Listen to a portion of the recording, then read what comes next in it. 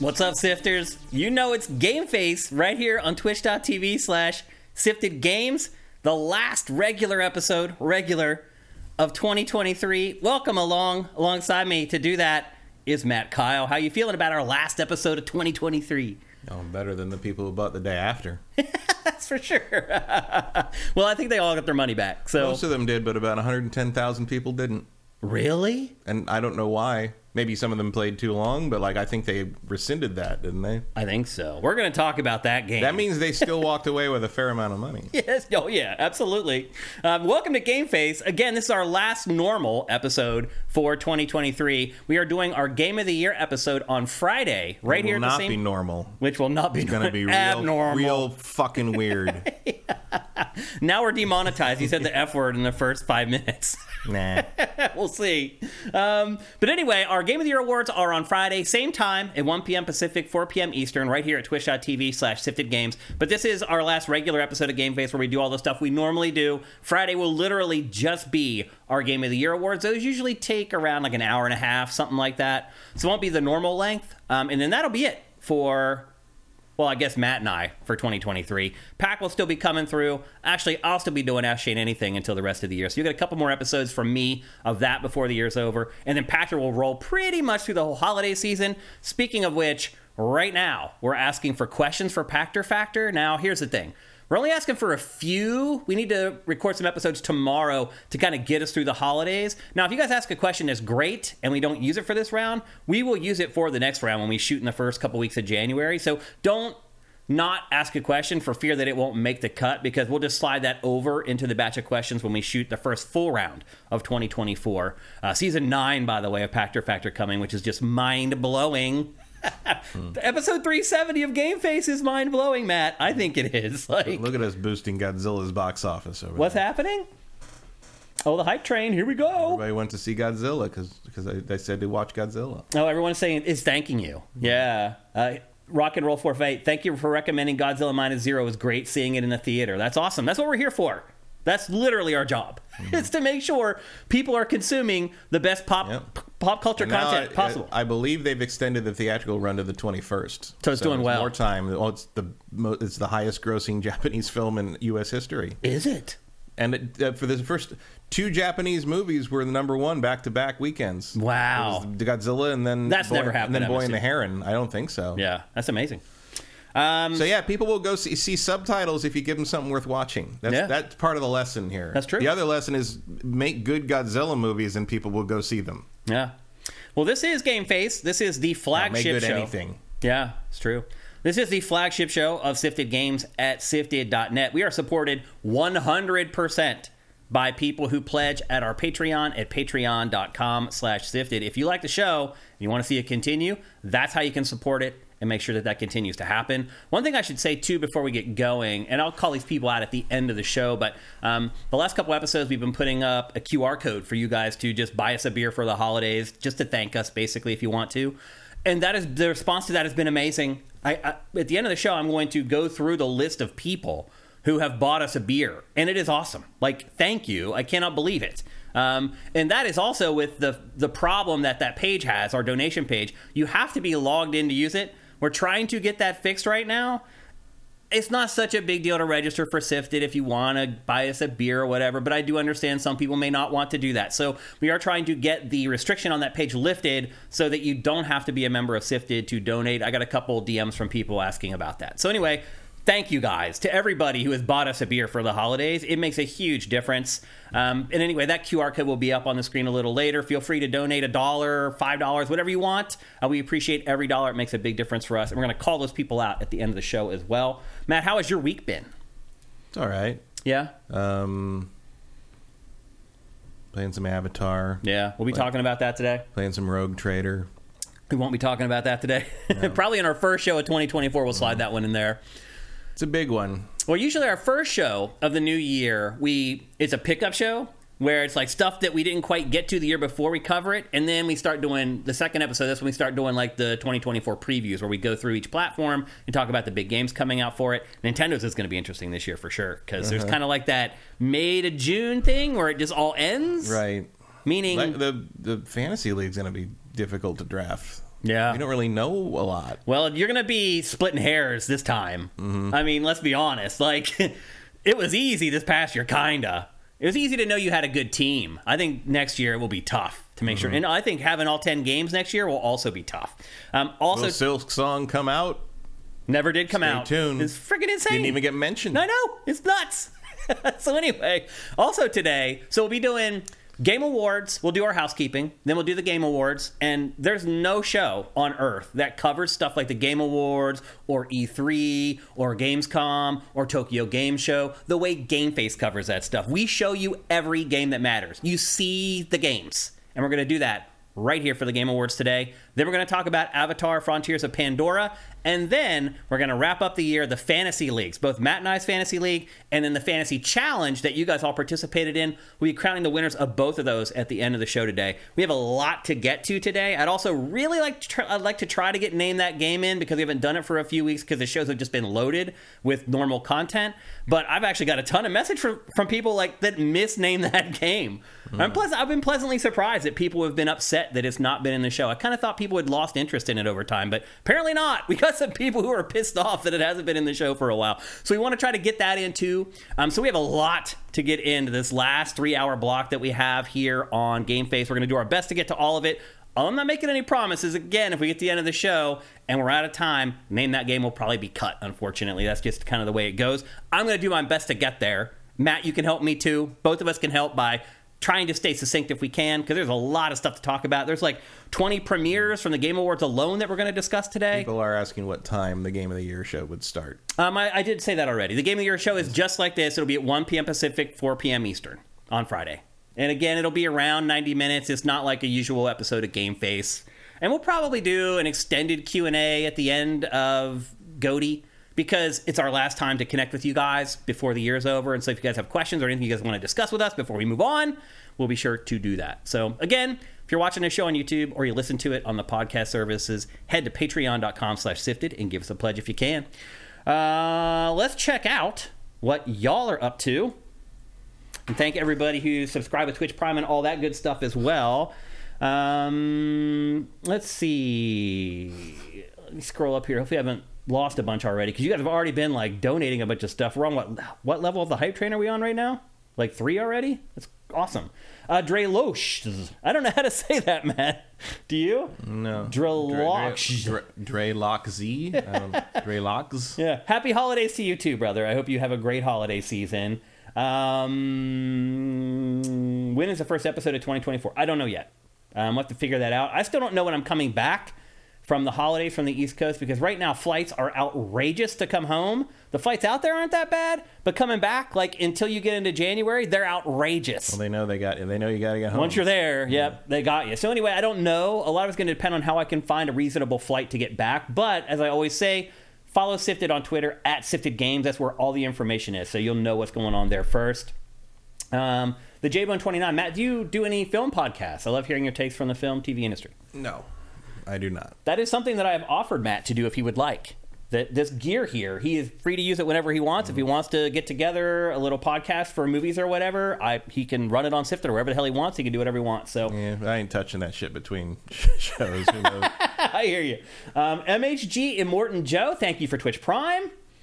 Rock and Roll 458. I meant to say -1. Sorry, I got to get the title right. Oh, what is he talking Godzilla. about? Oh, okay, gotcha.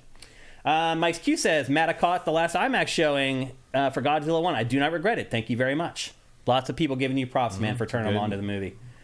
Retro says, ask Pac about the death of E3. We're about to talk about the death of E3, but not for very long. They did ask the director of Godzilla about the $15 million budget, and all he said was, I wish it was that much. So yeah, even less than that. Hey, Dark Force 256, thank you for subscribing at Tier 1. You've done that for 62 months. You're on a 42-month streak. That is flipping awesome, man. Thank you. Also watched Godzilla on your recommendation and was very happy with it. Godzilla's also on the short list for best visual effects for the Oscars. Wow. For that much money, and they're up against, that's incredible. $200-300 million budget movies. Like, learn something, Hollywood. That's awesome. Like, you don't need to spend that much money on this stuff. Yep. Surly Mexican, thank you for Twitch Prime. Commander Fett, thank you for Twitch Prime. Although the Japanese VFX industry is worse than ours in terms of treatment of employees. Yeah. Caleb Faruqi, thank you for Twitch Prime. Hope you're doing good, Caleb.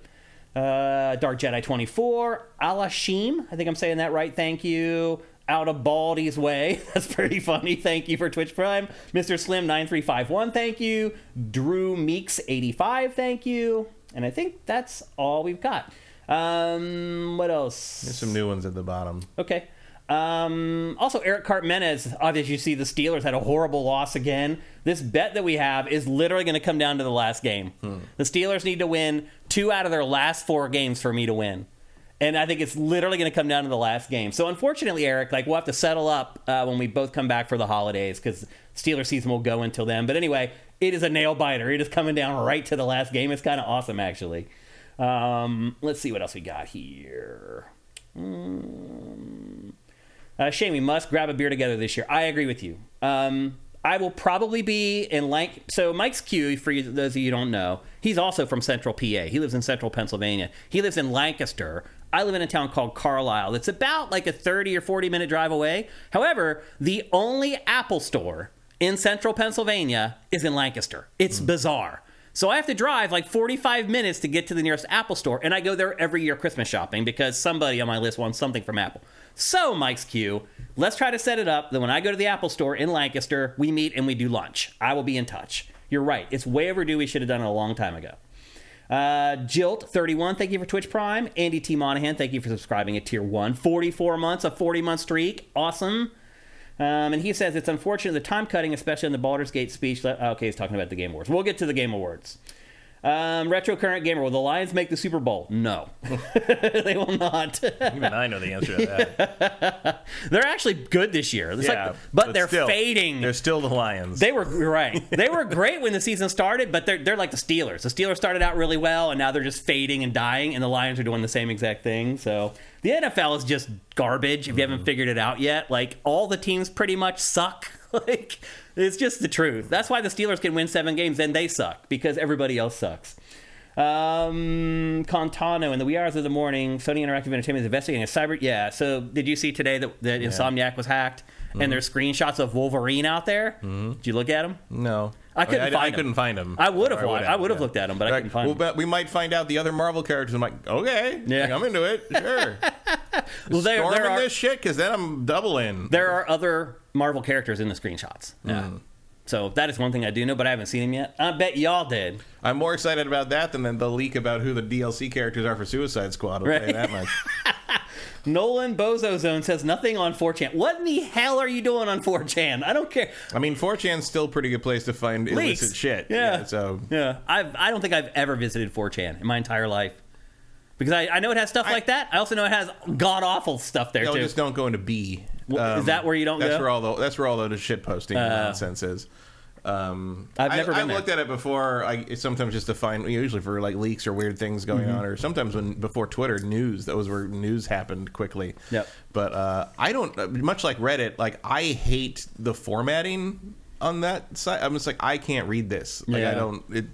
That was my earliest, I'm too old for this on the internet thing. It was just 4chan's formatting made no fucking sense. It's like a Metro Cities, old school BBS, basically, isn't it? Sort of, but more messy and with weirder, code things you could do to change all the colors. Yeah, and, it was markup, they call obnoxious. it. Yeah. I stay away from sites like that, generally.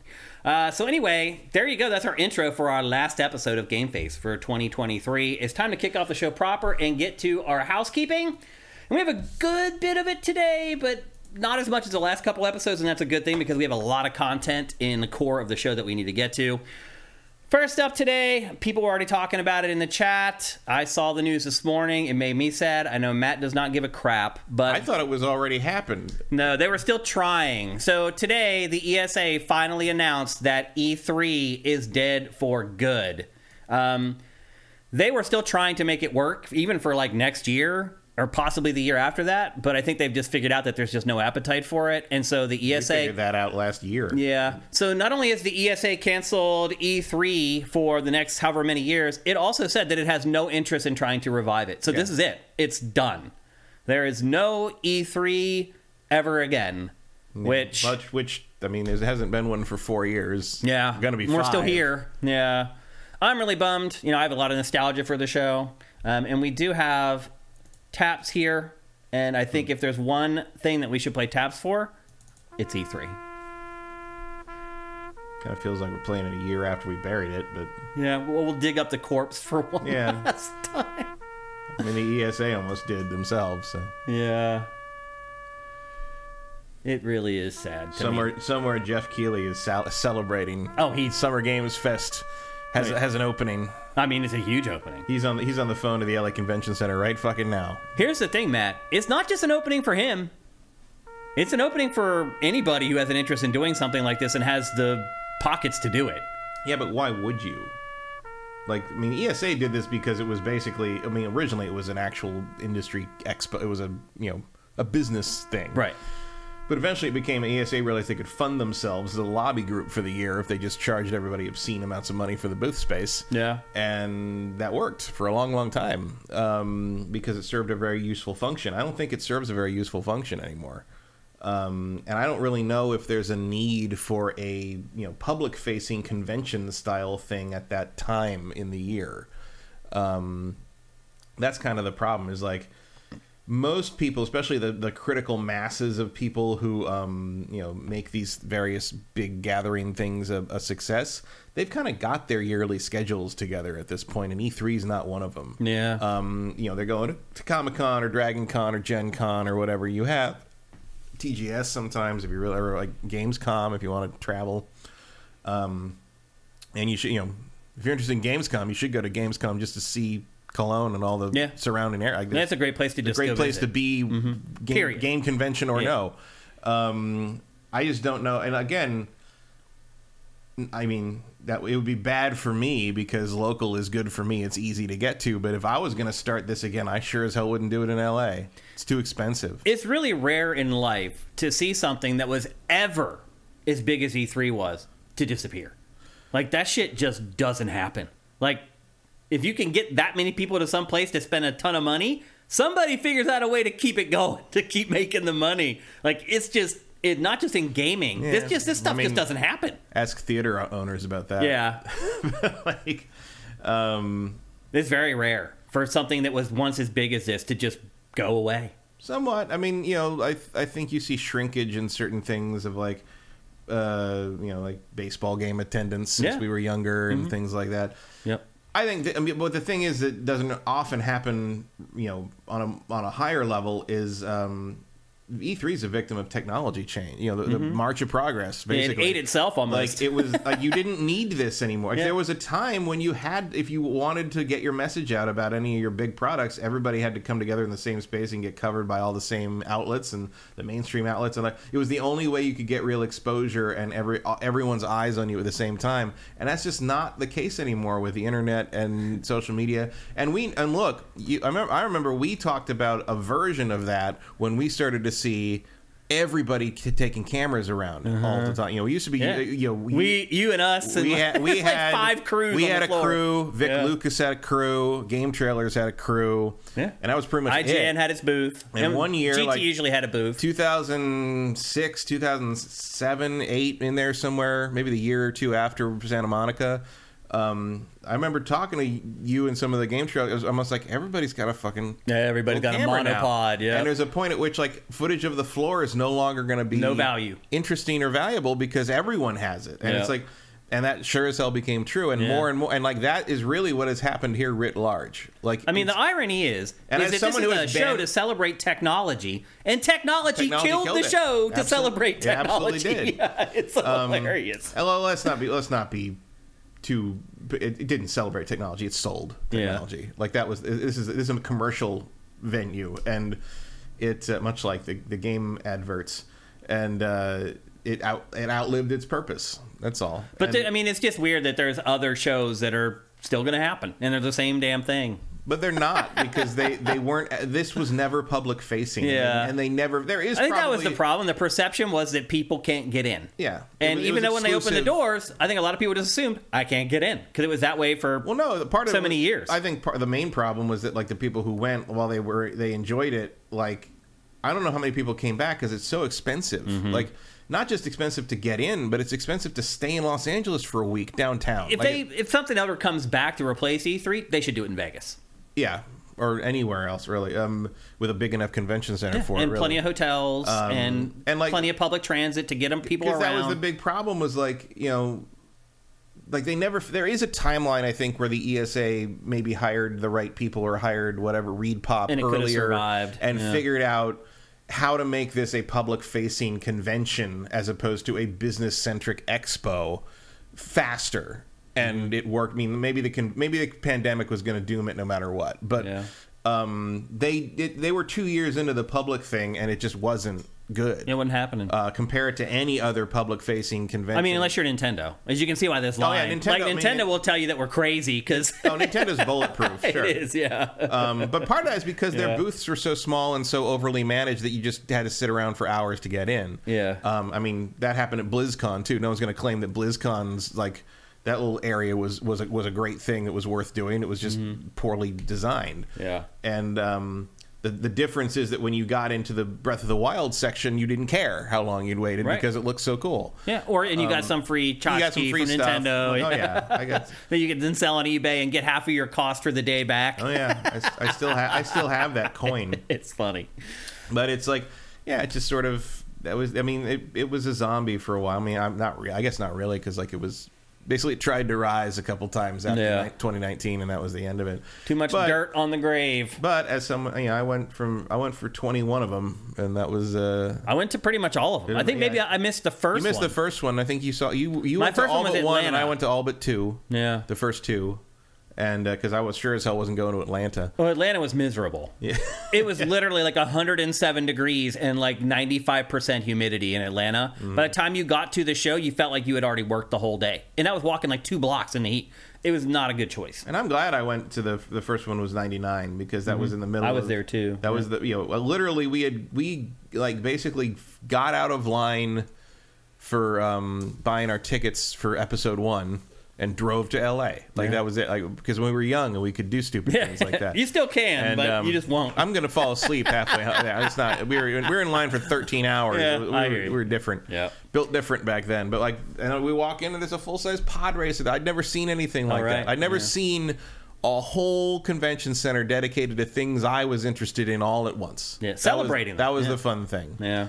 That's maybe the difference between how we see it is like I would never see that as celebrating. It's selling. No, it's all marketing. To me, it was like a celebration of the stuff I love. Because I had never been someplace where everybody was like me. And everybody liked games as much as I did. I was always like, especially as you got older, because you got to remember, Matt, like games being cool for adults to play in like the late 90s, that was still like dicey. Like I still stood out. Like, when people in at Temple were like, you're going to do games journalism? Like, what the F is that? You're seriously going to get out of the sports writing track to work on a gaming web? People thought I was nuts.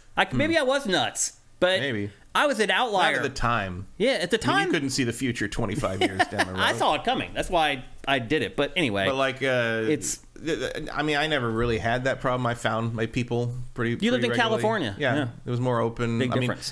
Half the people on. I mean, my dorm room, my dorm floor, freshman year was me, and the whole floor was the soccer team and the football team, and everybody played Street Fighter or Mortal Kombat. Yeah, like downtime, it was that and Madden and FIFA. I mean, I played games with my college. Yeah. But like, I never had NHL '94, and they loved that I knew all the fatality. Like they're like, oh, he's a nerd. He knows all the shit. Have him come over and teach us. So like, I never had a. I mean, maybe because I'm also not like super weird. Like, that might be it. But like I was the nerd they didn't mind having around because I didn't like ruin everything. But like I don't know. Like I never had. I worked at places that were comic shop, arcade shop. So I was surrounded by those people in general. My friend group. But even back then, like in Philadelphia. In the whole city, there were like 5 game stores. Like that's it. I mean, in the Bay Area, there were about 5 game stores worth going to. Yeah, there were like I'm saying there were more. 5 total in Philly at that time. Like that's just the way it was. So I remember at one point there was a digital stuff, a EB, a GameStop, a Babbage's, software, and a software, etc. in the same mall. Like like how is the it's gone like it went from like this and now it's going right back down. You just go down to Valco and go to like 5 different game stores, and if they didn't have what you wanted, it clearly wasn't out yet. Yeah. So there you go. That's the final death of E3. And the last time you will ever have to watch our B-roll from E3 2019, which was the last time Sony ever attended E3. And that was really the beginning of the end. So anyway. When was it? 2019. When was the last time anybody attended E3? Well, yeah, I guess Sony was out before 2021. No, 2019. That B-roll, I think, had PlayStation in it and had PlayStation VR 1. I believe so. Yeah, I think that was the last year. Or maybe it was 2018. Had to be 2018. Maybe. Because that was Spider-Man. No, you're right. Yeah, you're right. That was 2018. Yeah. So anyway, I'm really sad. But it's been coming. Like, it would be harder if I hadn't seen it coming, and then it just happened out of the blue. Yeah, you had 4 years to sort of prepare. I grieved the death of E3 for quite a while. I still think it sucks that it's gone, but I grieved the death of E3 in 2014. Yeah, there's nothing I can do about it. There's nothing any of y'all can do about it, and so it is just dust in the wind. Next up. So the Game Awards happened this week. We're obviously going to talk about those very shortly. But a lot of times you get these little extra splinter stories that come off of the Game Awards because there's so many industry luminaries in town that all the publications line up to do interviews with them outside of the confines of the Game Awards. And such a thing just happened with Nintendo and the team at Zelda. IGN did an all-encompassing interview with Aonuma and a couple other folks from Nintendo. And in my opinion, what came out of it was not very encouraging. And basically, what Nintendo said to IGN was that it does not understand why people want the old school version of Zelda that's more linear. And basically just said that that's never happening. I didn't read that way at all. Really? No. Because they just say the grass is greener line, but they basically were saying that in the sense of, like, people want what they don't have. Well, no, he said that he can't understand why someone would want less freedom. That doesn't make any sense to him. And that means, like, I'm not making a game like... To me, that's how I read it. That's exactly what he said, though. That's... Maybe I read a different translation or something. I didn't read that line. Yeah, that was straight out of IGN's, lifted straight out of their story. Their comments on, like, wanting, like, another an Ocarina remake or something, or he was basically saying, like, the grass seems greener when it's not what we're doing at the time and it's not what you have. So I think, and he's like, basically was like, if we went and did that, people complained that there wasn't any open world at the time, because, like, that's... His exact quote was, why would anybody want to go back and play the old games? And have less I read freedom. that article and I don't remember that line. It's there. I mean, it's like 8 different outlets quoted that exact quote in their stories. In fact, that was the headline. I think this is just Nintendo being Nintendo. Like, they're just they don't talk about it. I mean, they even asked about moving this format forward, and they said we think this is probably about what it stands as, what it is. Well, no, they said they don't want to do another sequel because they said making a sequel to a sequel is stupid, and so they don't want to make a sequel to a sequel story wise. That's all they were saying. So it won't be... But remember, they never make a separate standalone Zelda that's the same thing again. Well, they never make sequels. Like, usually they don't do direct sequels like they do with this one, but they made so much money off Breath of the Wild, there's, like, no way that they can turn their back. Majora's a sequel. There's terrible handheld games for sequels to Wind Waker. Even what's it? Were they plot-wise? Well, here's the other thing. Link Between Worlds is a sequel to Link to the Past. Well, here's the thing. The other thing, too, that Nintendo said in these round of interviews, not just with IGN, but in the IGN one, basically it said, like, we don't give a crap about the timeline. Like, that's something y'all are worried about. Like, we just want to make good Zelda games. I mean, that's always been clear. So I think back to one of the last big projects that we did at Game Trailers was a retrospective on Zelda called Timeline. And it was Mike Damiani was the one who led the charge. It was one of the biggest things we ever did. We had, like, full-on CG, like, motion graphics in it. Like, it turned out amazing. However, I was the one who had to copy edit literally, like, 30 pages of script for that. And, like, I got to, like, the 18th page, and I just went to Mike, and I'm like, dude, does anybody believe this crap? Like, are you just making this up? Like, because I just got lost. I'm like, I can't even follow this anymore. Like, so it ended up being different. Like, we ended up putting a lot of bullet points and stuff in there to, like, help people keep track of the stuff. I was just like, dude, I don't know. This feels like something fans care about and, like, nobody else does. Aonuma kept his own timeline for years and years. It's secret from Miyamoto because Miyamoto hates continuity. And the timeline, the split timeline in that big Zelda book, they were covered. Yeah, that's what Damiani uses as guideposts. Yeah, basically. that is mostly from Aonuma. Like, that is mostly from how he broke it all down and, like, extrapolated from there. And beyond that time that Aonuma talked about that and is sort of like basically fans piecing together which subsequent game maybe goes in which timeline. And then it all comes back together in something else, and maybe Wind Waker. I don't remember, because it doesn't matter. But like, the triple split timeline thing is like as official as you get in the sense that like Aonuma unofficially thought of it that way while he was making games, but just never told Miyamoto about it. But like the real answer is it doesn't matter. Like Zelda is basically a framework, and there's no story there. It doesn't matter where Breath of the Wild takes. It doesn't matter what happens in Ocarina versus what happens in Wind Waker. To the hardcore fans, it does though, because they have nothing better to do. I don't care at all. But I really care. But again, couldn't care less. I'm not even talking about that with the hardcore fans, because no, it doesn't. Because they don't care. You don't think? They care about not something that doesn't exist. Like, I'm saying, if you just look at the text of the games, at no point in any game does it matter that you know or aware of anything that happens in any other game. They're all self-contained. It's all outside Even nonsense. Tears of the Kingdom, you didn't really need to know that much about Breath of the Wild. Not really, no. Yeah. I mean, they talked about it enough that you kind of pieced together, okay, something happened 100 years ago, whatever. Yep. But like none of it is relevant to anything. So it's just like nerds who like to put things in boxes. That's all. The compromise is sitting there, Matt. They can make an open world Zelda, and you just go to a dungeon. It's not that hard. They can find a happy medium for everybody. I mean, I'm hoping that is the obvious next step. I hope. To do an open world Zelda that actually feels like a Zelda game. The weird part is it seems like they don't understand what people say when they say they want a real Zelda dungeon. Like, they don't, for some reason, they can't get it. It's like, what do you mean you don't understand? You made Zelda games like this for 20 effing years. Like, how do you not get it? I don't understand why. The war over, what this is versus what Zelda is, or what Breath of the Wild. I mean, all I can say is that one of the gaming moments that stands out for me this year is when I came in Tears of the Kingdom. I came to one of the it was like a treasure chest or something I wanted on top of a really tall stone column, and I spent all this time trying to like figure out where to jump from to glide to it, or where like the puzzle to get the thing to raise up or lower down was. And eventually I couldn't figure it out, so I looked it up online, and it turns out the solution is just to glue 6 fucking wood panels together and lean it up against the column like a fucking ramp. And I'm like, I was so mad. Like, that's how I solved everything. I irrationally angry. I'm just like, there's no way. I mean, if that's how you want to solve it, and that's like a kind of like you can use the building thing to sort of short circuit the puzzle design. That's okay. But it turns out that's the only way to get that fucking thing. That's the only way to get. Fuck you.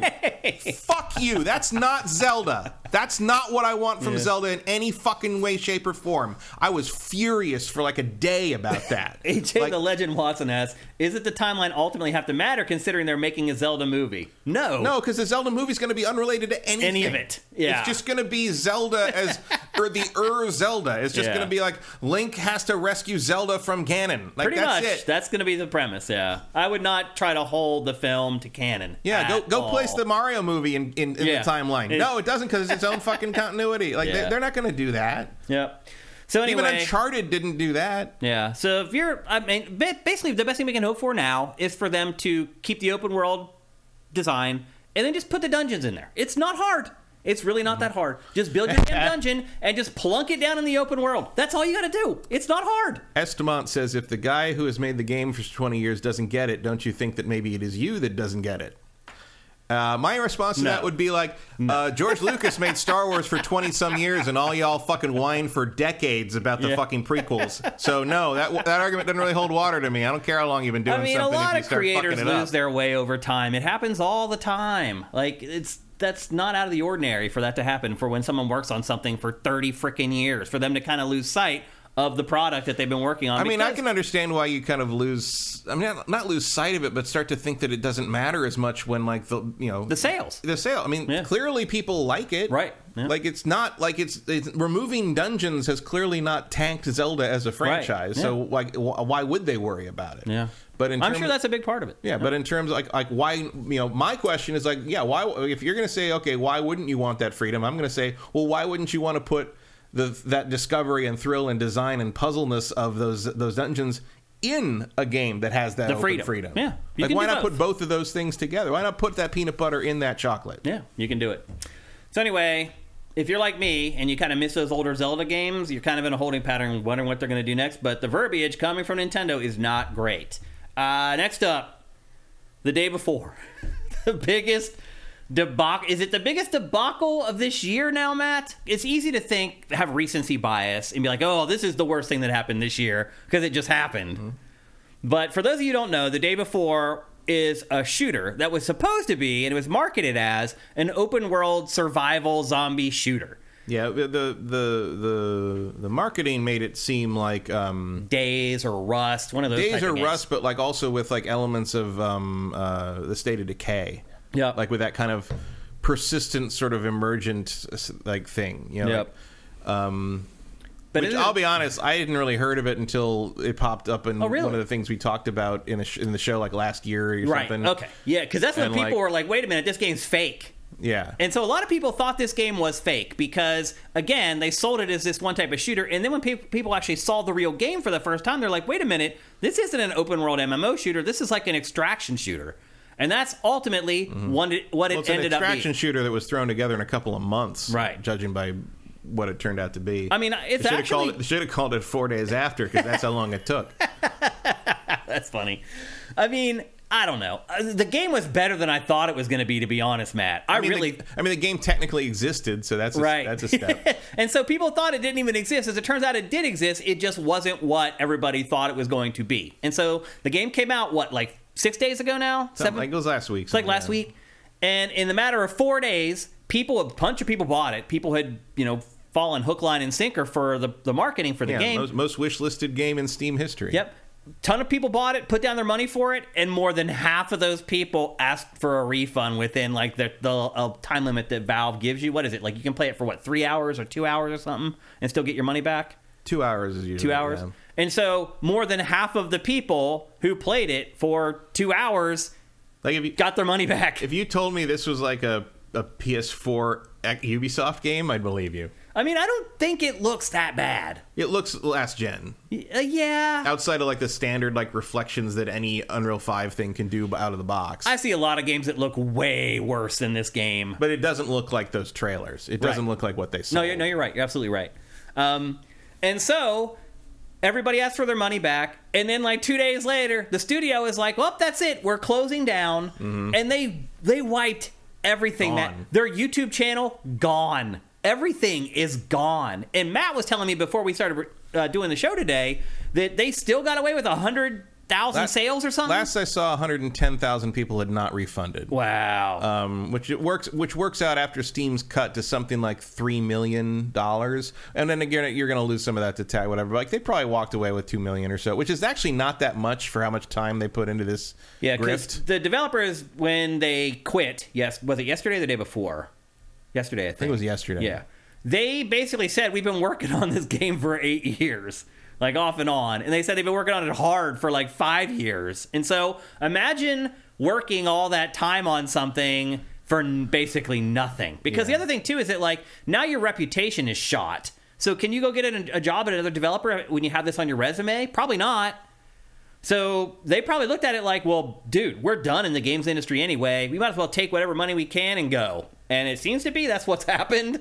Like, it'll be interesting to see if those other 100,000 people go to Valve and like, look, man, like, they're not supporting. This is an ongoing game that is not getting ongoing support. It's basically a bait and switch. Can we get our money back? And Valve should probably give them their money back. Valve is, from what I understand. They are? Or it is? As far as I know. Okay. I mean, I knew that if they fell within the 2 hour thing, they definitely were. I mean, the Steam page is gone. Like, the whole thing is white. It's crazy. It's like it never existed. I've never seen anything like it before. 4 days. I mean, I kind of, the part of me they expect, but also they've had other games. They have other like dumb games, Prop Night or whatever that was. They've had like 5 games or something. Yeah, and they were all sort of the similar level of disappointing. But like, it's just very funny that they just sort of cut and ran with this. I've never seen it happen before. Rigor Mortis UK asks, they only released what they did so they could have plausible deniability against scam accusations. I mean, it does probably protect them against certain legal action. It helps, but also, I mean, there is a game there. I mean, I was shocked. I honestly thought the game was either going to not exist or it was going to be so broken that it wasn't even really considered a game. It was just a bunch of scrambled code. It's just boring. It's just not a good game. Yeah. But it is a game that actually functions and works. Like, I don't know. I guess, I don't know what the laws are around stuff like this. It's definitely fuzzy. Like fuzzy logic, fuzzy math around it. There's not really anything you can do about it, I don't think. Yeah. Just get your money back and move on, and maybe don't believe weird learn a trailers lesson from like nobodies in the future. You know, yeah. Like, and again, like it was impressive looking when those things came out. I never really understood what all the hype was about. Like, it just looked like another zombie game. Yeah, I mean, no different than Days of Rust. Yeah. Not, people like those, but they're not like this phenomenon or anything. Like, but it's like what I didn't get it either. Other than the visuals, I was like, okay, what's exciting about this exactly? E-Demon says Valve will hold funds for several weeks before they issue any refunds. So, and Caleb says they likely only bothered to release it so they could get a little bit of their investment back. $2 million isn't much. Yeah, I mean, they probably still lost money on this project, even if they did run away with a couple $1 million. Could not have been. I mean, the reason they probably bailed out is because not enough people bought it at launch, and they knew they weren't going to get any more sales. And they're like, why would we keep supporting this game? It's just a money pit. Yeah, I mean, I understand why ultimately they cut bait, but maybe the way they did it, they could have handled it a little bit better. But let's be honest, they were in a pretty crappy situation of their own making. I would remind you. Yeah, because this is the gameplay trailer that they put out. This is what it was supposed to be. This is what everyone thought it was going to be. Yeah. And then it wasn't. So, lesson learned, I guess, for some people. It'll happen again eventually, but it's only although maybe not in 4 days. Like, this is pretty singular, even in the annals and journals of video game scams and things like that. I don't know if I look at it as a scam, really. I mean, you'd have to know the intent and the behind the scenes story. I mean, it certainly feels like a grift of some kind, if not a scam. I think initially maybe they were being deceptive, but over time they realized that they weren't going to be able to deliver what they promised, and then it was too late. Right, but they also never adjusted expectations or had any kind of communication about that. No, you're right. So that to me says they knew that they were deceptive. At the very least, it was negligence, without a doubt. Yeah. And this was clearly a custom built, playlet that they put on that had nothing to do with anything they were making as a game. Because the game as it was released is just a bunch of standard UE5 tricks and asset flips that probably could have been thrown together in less than a year. Yeah. So I mean, there's a lot of studios that work on games for 3 years that are in worse shape than this one was. But what I'm saying is, like, they basically, a lot of the stuff that's in this game as it was released was already working out of the box as an Unreal game. Right. I mean, it's a lot of the work was already done. Yeah, there's not a lot of custom happening here, which helps the pipeline on that. And I would not be surprised if they basically just threw it together in the last 8 to 9 months, hoping to get something out in time. Yeah. Digital Reflux says, why erase every trace of what they said the game was once going to be? Yeah, I mean, completely That's a little weird. Completely erasing your tracks indicates something to me as well. But they're there. Like, just go in the Wayback Machine. Like, you're going to be able to get that gone from the internet forever, but it's just like, that to me indicates that you're afraid of legal action. Yeah. You're trying to erase your tracks. Yep, could be. So there you go. That's the day before. Hopefully, an isolated story that we don't have to share again for a long time. And hopefully Valve doesn't give them any of that money. Any of it? I wouldn't say so. Yeah. It is tough to work. Everyone should get their money back for something that you dropped in 4 days. Yeah. Yeah, I hear you. It's a weird situation, and again, hopefully one we don't come across again for quite a while. Next up, we talked about Fortnite and how it's turning into the metaverse in last week's episode.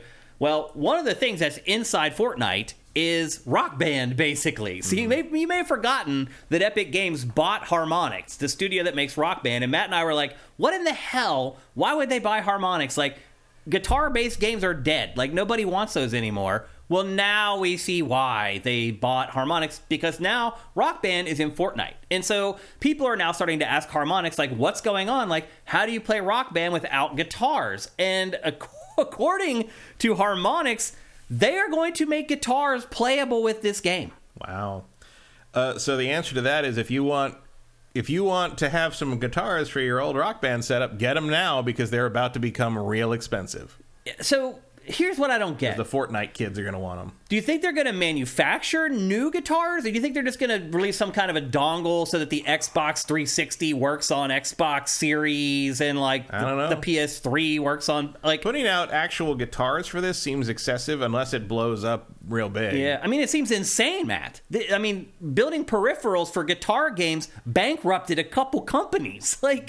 Some of them have never recovered from the last Rock Band and the last Guitar Hero, where they just have warehouses full of this giving crap. Away free games on Epic Games Store and start giving people free guitars. Right. That's how you bankrupt things. You kind of have to have a guitar peripheral to play these games? Like, yeah, otherwise you're jumping. I mean, it's tough to play. What's the fun? There's no fun in just hitting buttons on your controller along to the beat like that. So, and then there's the drums and there's the like. What is gonna? I don't understand. Are they stealth bringing Rock Band back here? Like, I mean, yeah, it's inside Fortnite. It's not a separate standalone like product or anything. It doesn't have its own like USP code or whatever.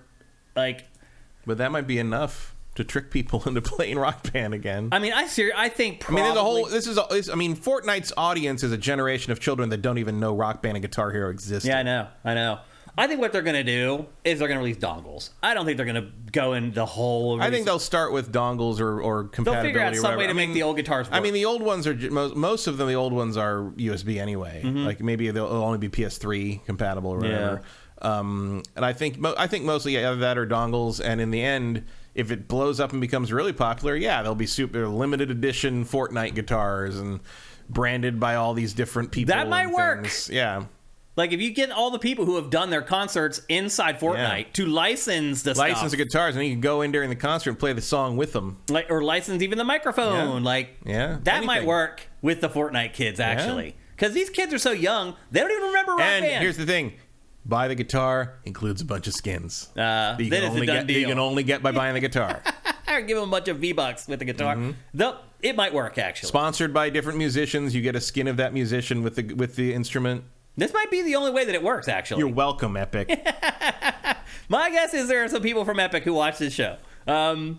So you go tell them that, Jeremy. You tell them I sent you. Do you think this is crazy?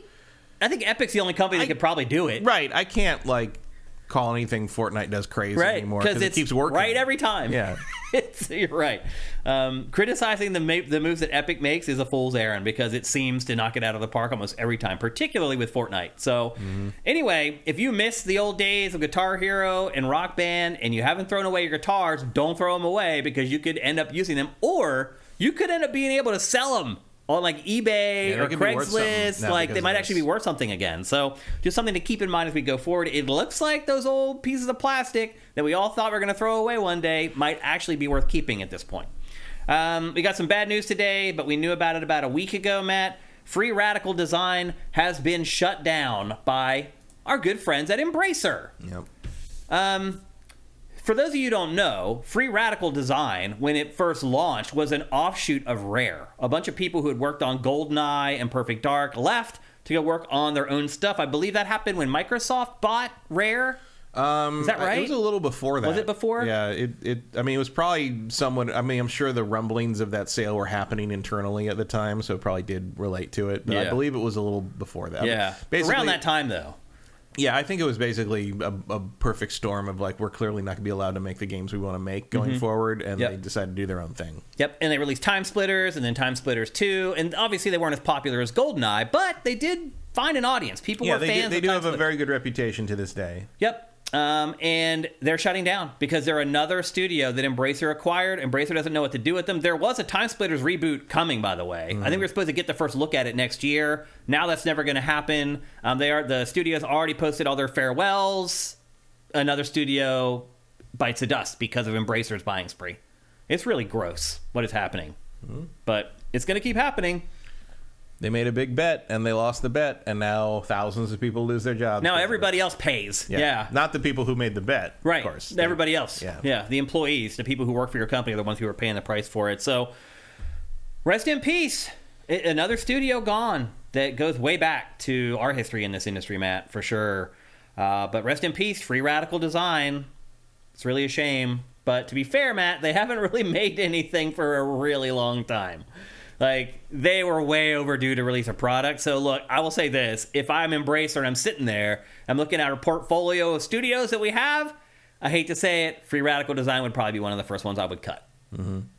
So, in that way, probably Embracer made the right decision. It just hurts to see it happen because they shouldn't have to make that decision at all if they had operated their business properly and not just went on a spending spree trying to crack some weird deal with the Saudis. They were never going to. Yeah. That was it's called Embracer for a reason. Yeah. Anyway. Might as well call it Amoeba. Yeah. So rest in peace, Free Radical Design. It really sucks. Next up, obviously we talked about Grand Theft Auto 6 a bunch in last week's episode because we got the first trailer that you're seeing right now. Well, some of the residuals from this first trailer, there are people in Florida man, who are unhappy because, Matt, Rockstar used real viral videos and real viral people in this trailer. So the shot where it goes Slightly painted over. I mean, some of them were pretty almost identical to what was actually. And so Florida Man, who is this guy who has tattoos all over his face, is accusing Rockstar of using his likeness in this trailer, and he wants $2 million.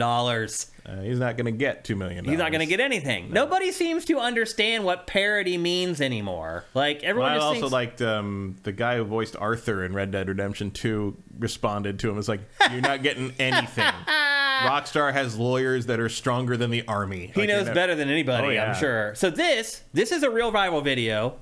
This person actually hasn't raised a ruckus yet, but this was from a real viral video. She'd have a hard time because she doesn't really look like that person. Yeah, she actually looks a good bit different. Most of the characters in this have been redone into different people, but they're just doing the exact same thing. Yeah, including the guy dragging the alligator out of the pool. Yeah, and like that guy, like the this is the guy. This is Florida Man who's trying to sue Rockstar. Although all the tattoos he has are different. Yeah, like he just has a tattooed face. Yeah. Like that's really the. And this guy, and you have basically a rock solid defense here because the word on his forehead clearly marks him as a Jared Leto Joker parody as well. Right. Yeah. So and it's like you can't really do much about it because a lot of this stuff, especially this one, this is. One of the reasons Florida Man is a thing is because Florida has no privacy protections for people who've been taken into custody or charged with anything. That's why so many episodes of Cops are filmed there. Right, and it's why you see everybody's face and name every time anything weird happens in Florida. Most other states, if things like that also happen, but it's not legal to publicly release the identity or information about the case. Right. But in Florida, you can because... Florida's a fucking hellscape. So journalists in Florida... So that's why the Florida Man thing is a joke because there's just no protection for people who do crazy shit down there. And like because so much of that is legally released and made like basically he counts as a public figure because of it. Yeah. So there's not really anything you can do about it. Yeah. Well, the other thing too is that journalists in Florida know that people search for Florida Man. Yeah. And so they start their articles with Florida Man does whatever. Yeah, now it's just a self-perpetuating cycle. Right. It's pretty crazy. So anyway, this guy's going to get nothing, although he did seem to get about 5 minutes of fame out of this. Now some people know who he is. Yeah, but that's all he gets. You're right. That's about all he's going to get. Believe me, Rockstar had this thing locked down, stone cold lock, for months before it ever debuted. Like, their lawyers combed through this thing like a million times, frame by frame, making sure there was nothing in there they could get sued for. So, Florida Man, I'm sorry. You're not going to get any money. I hope you enjoyed your 5 minutes of fame. We just gave him another 5 minutes here on GameFace. Maybe that's my mistake. Next story in housekeeping. A research firm called Ultra announced this week that just 36% of PC games are purchased at full price. That tracks. It definitely tracks. At least anecdotally for me, it feels like that. I mean, if you look at sales numbers, obviously people... There was a period where the idea of paying more than $19 for a PC game was crazy to me. I know, yeah. Like, Steam sales broke the curve on that real hard. And they've pulled it back a little bit in the last, 10 years, I'd say, where, it's not as, the deep discounts aren't as deep anymore. Yeah. You're looking at nowadays if something on my wish list is more than 50% off, I'm like, oh, going for that. Yeah. It used to be like Steam sales were like 90% off. Yeah, I know. I hardly even go check them out anymore. Honestly, I've kind of given up. Here's the thing, though, Matt. People always wonder why. Okay, a game comes out for Xbox Series and PS5. It seems okay. PC version comes out. First of all, people are pissed off. Why does sometimes the PC version come out later? This is why. Because only 36% of you are buying new games on PC. Right. Everybody else waits for the prices to go down. Well, also one of the ex-Rockstar guys posted a video where he talked about that this week, where he basically said, yeah, the PC version's lower priority for Rockstar because the console versions sell 3, 4, 5 times as much. Like, there's no reason to put that much effort up front into the PC version because you're making vastly less money from it. It's only worthwhile later when you're sort of you can get around to it. Yeah, or you want to get more people into Grand Theft Auto Online, and you've kind of already hit your zenith as far as your sales. But even then, they know. I mean, they know that that's basically it's the PC version to Rockstar is useful because years after the game is already out and done, people are modding it and putting it back in the news cycle again on PC. That's the use of the PC version, is it kind of has this extra life that way. But even my friends back when they were at Ubisoft years and years ago, back in the heyday of Assassin's Creed and stuff, were all like, yeah, the PC version, rule of thumb was PC version is going to sell 30% of what the consoles do, and that's each console, not the total of not total console sales. It's each console is going to sell triple or quadruple what the PC does. The PC is an afterthought for a reason. And you also wonder, like, why, when the ports do come out, why are they half-assed? Why don't they run well? Again, this is why. That's it. Yeah, because PC players are not buying games new. Yeah, and those who do are going to do it anyway. Yeah, and basically they know they have time to fix these games before the majority of the PC audience even sees them. Yeah. And you could say that that's a snake eating its own tail, in the sense like a lot of people don't buy PC games at launch because they expect them to be broken and not working. It's a catch-22. So. Yeah. You never know. But, yeah, like the fact remains that while a high-powered PC is the best you can get these things to look and play, it is still a niche market compared to literally every other way of playing a game. If you guys want to be treated better... Except maybe Stadia. You got to start buying games at launch. That's just the truth. You got to buy them at full price. Like, I understand why you don't, but if you're going to do that and buy stuff on a discount, don't whine and complain that either ports are broken or they show up 18 months later. Another thing that's kind of related to this is that Final Fantasy 16, which is eventually coming to PC, Square Enix announced this week that it is not going to reprogram the game to work with mechanical hard drives. You're just like on console, you're required to have an SSD on your PC to play Final Fantasy 16. I mean, if you're seriously playing games seriously on your PC, and you have a PC that can run Final Fantasy 16. You don't have an SSD. I don't know what the hell you're doing. Well, I think I have an SSD, but it's only like 128 gigs or whatever. I just have like my iOS installed on it. You have a very old one, like my old one. Like I had one. Just the one SSD in my old one, my Titan one, and it was just to hold the OS and make sure all that ran fast. But nowadays, if you've built one in the last 5 years, you've got at least one extra SSD for installing things that need faster access. Yeah, they're still so much more expensive than mechanical drives. They are, but like the performance it makes a difference. I can't imagine this is not really a game for someone to buy an SSD for. I can't imagine you'd already have one for stuff like Cyberpunk or My whatever. point is that Square Enix is realistically looking at the sales, and it's like, yeah, we're going to cut off some of the PC market if we don't let it run on mechanical drives, but it's not worth it worrying about it because there's not enough people buying new games, and it's not worth the work it would take. It's just not make it work. And you're right. Most core gamers, core PC gamers, they do have a big SSD. Wait till they put it on the Xbox and have to fit it on the Series S. Right. Yeah. That's a good point. Although at least that has maybe fast it doesn't access. Though. Who knows? We'll see at that point if I don't know. Microsoft is still pushing that on third parties. But again, I do believe that most core PC players do have a big SSD drive. I play most of my games on console, so when I build a PC, I'm like, I just want my OS to run fast. I'll run my games off my mechanical drive. You can't really do that anymore if you want to play some of these console games. So, if you look at Insomniac, like Insomniac got Ratchet & Clank Rift Apart to work on mechanical drives. It wasn't ideal, but it worked. Yeah, I mean, it's awful, but I can see why Square Enix, who's very uncompromising, presentationally uncompromising, would say like, no, we're just not going to allow it to look, because I mean, all the videos that came out of Ratchet looking like that were not good. No, they were not. They're not helping sell the game. That's I'm sure when this comes out, people will find a way to force it to run on mechanical drives, and we'll see some weird shit that way. Yeah, but. Yeah, It is what it is. Again, you got to start buying games when they're new on PC if you want this stuff to change. Next up, we just got news this morning that the Alone in the Dark reboot has been delayed yet again to March 20th. I feel like this game is like dead on arrival, Matt. I just really do. I mean, it's Alone in the Dark. It's never been a big IP, and I'll be honest with you, like I played the demo of this, it was so boring. And you watch these trailers, they're so boring. There's not even anything scary about them. They're just boring. Like, this game is going to tank. This is also, I believe, Embracer, by the way. I think it's one of the games Embracer is publishing. And it greenlit it, and here it comes. It's coming here in a couple months, but I think this game is just going to tank horribly, despite the fact that by March... So January and February are actually pretty good for game releases. By March, things start drying up a little bit. Even with that, I don't see this game getting any traction. Like, the the data for this on Sifted is abysmal. Nobody cares. Nobody watches any of the trailers or reads any of the stories about it. This game, I think, is going to flop. But it could be a case where it just ends up being so good that people can't deny it. I don't know. That would be a first for this series. It would be, yeah. I mean, there's never been a great Alone in the Dark. The first Alone in the Dark was, I wouldn't say great, but it was groundbreaking. Yeah, it was the first survival horror, 3D survival horror game. But since then, it's been the cut rate survival horror franchise. And every time they try to reboot it or reinvent it, it's just sort of like, meh. Like it's always boring. That one that took place in Central Park had the worst driving sequences in a non-driving game I have ever played. Ever played.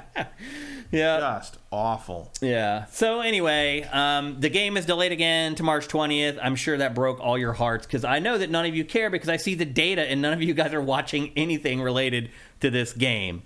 And then the final piece of housekeeping for episode 370 is Suicide Squad, a game that we also talked about last week, and we've talked about pretty regularly recently. Rocksteady just announced this week that the game will eventually get an offline mode. So it is a cooperative third-person shooter, and initially at launch, it's going to be online only. If you don't have an internet connection, you're not going to be able to play the game at all. They didn't say how long it's going to take after the release of the game before that's out there, but they said that it'll be one of their priorities. Do you care about this stuff, Matt, having to be connected online? No. I don't either. I mean, I'm going to play this game single player probably anyway. Yeah. I'll just be online while I do it. Like, as long as eventually there's an offline version, so for the sake of preserving gaming history and things like that, because if a game is always all online, once it goes away, there's no playing it again. Or maybe not. I mean, I don't know. Avatar won't install without an internet connection. Right. Well, it has DRM on even the console versions, not just PC. So, yeah. It's going to be interesting to watch this game and see how it does in so many different ways. But I am glad that Rocksteady is concerned about it and they're worried about it. I don't really care how long it takes for them to get the offline mode ready because I don't really care if a game's online only. Everything I have is online all the time anyway, unless Spectrum goes down. So yeah, other than preserving the game for posterity's sake, it's not a big deal. So a bunch of leaks came out about this yesterday too. Oh, again? Yeah. Like what?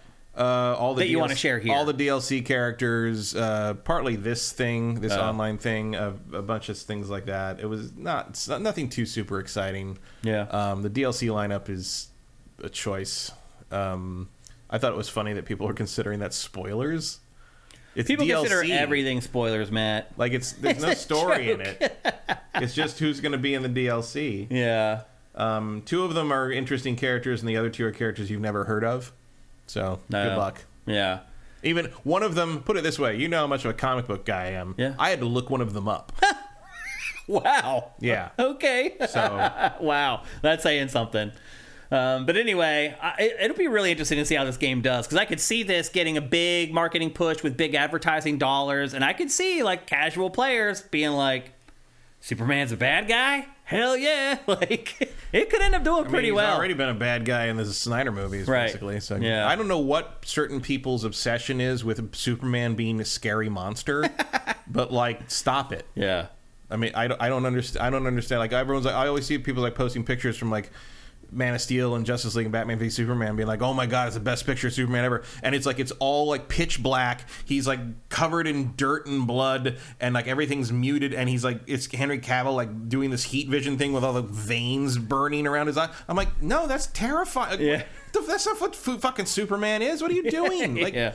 I think some people might be excited by it, but yeah, we'll see. There's gonna be a lot of interesting things to look at around this game when it finally does come out. So there you go. It's the latest on Suicide Squad. And with that, we have wrapped up our housekeeping. Definitely a little earlier than prior episodes, which is good because we have a lot to get to. I'm keeping an eye on that clock throughout the episode all day today. So we are now ready to get on with the bulk of our last episode for 2023. But before we do that, here's a word from our sponsor, LS Cream. LS Cream is a fine cream liqueur created by fellow gamer and sifter Stevens Charles. It's inspired by an ancestral recipe from Haiti called Cray and a double gold winner for its original taste at the New York Wine and Spirit international competition. LS Cream can be enjoyed on the rocks or as a mixer for drinks with its rich blend of fresh cream and neutral grain spirits with notes of coconut, vanilla, cinnamon, and nutmeg. It's great in coffee or to make espresso martinis. To learn more, discover amazing drink recipes, or to track down your own bottle using a handy store locator, head to creamls.com/sifted. That's creamls.com/sifted.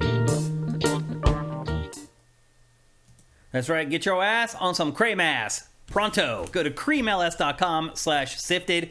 Like I've been saying, it is the perfect Christmas liqueur drink. You can get that steady little buzz going, be happy and merry. Without getting drunk and making a fool out of yourself. It's perfect for the holidays. Go to creamls.com/sifted. There you can buy online, or you can find a store locator that you can swing by and pick it up before you go to a holiday party, before people come over.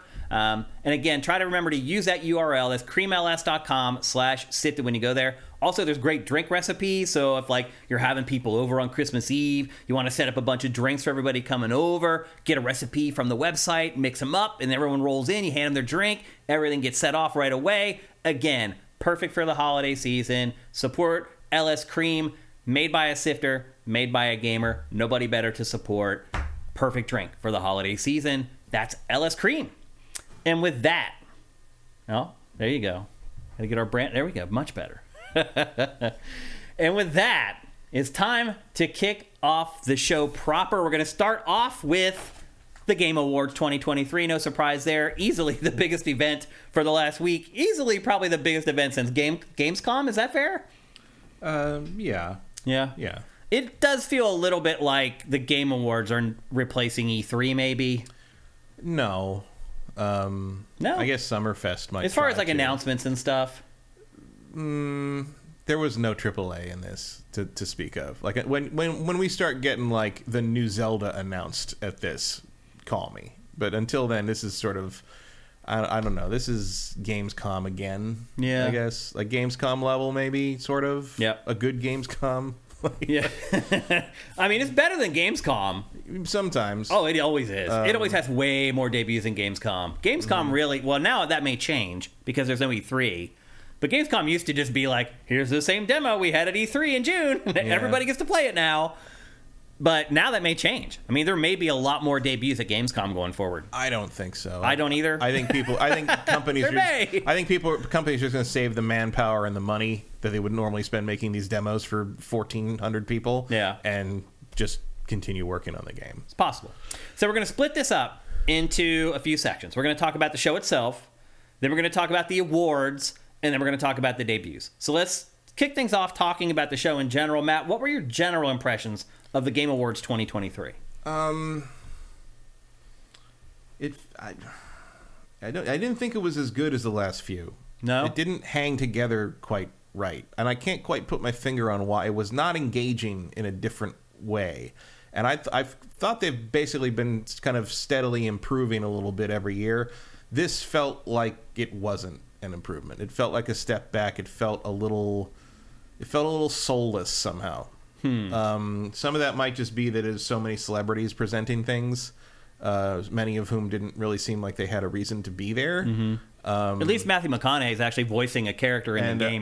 This was fine. And actually, Exodus is actually one of the few things I thought was really interesting in the whole thing. But in terms of the new announcements, but basically, like the fact that the presenters got to talk longer than the winners was part of that. Yeah, it didn't feel like much of a celebration of games or the people who had achieved things in games so much. I mean, it really felt like the game adverts this year instead of the Game Awards. I know that's like a running gag, and I've always kind of noted that this is a commercial that happens to justify its existence with awards. Mm-hmm. But it has never felt more like that than this year.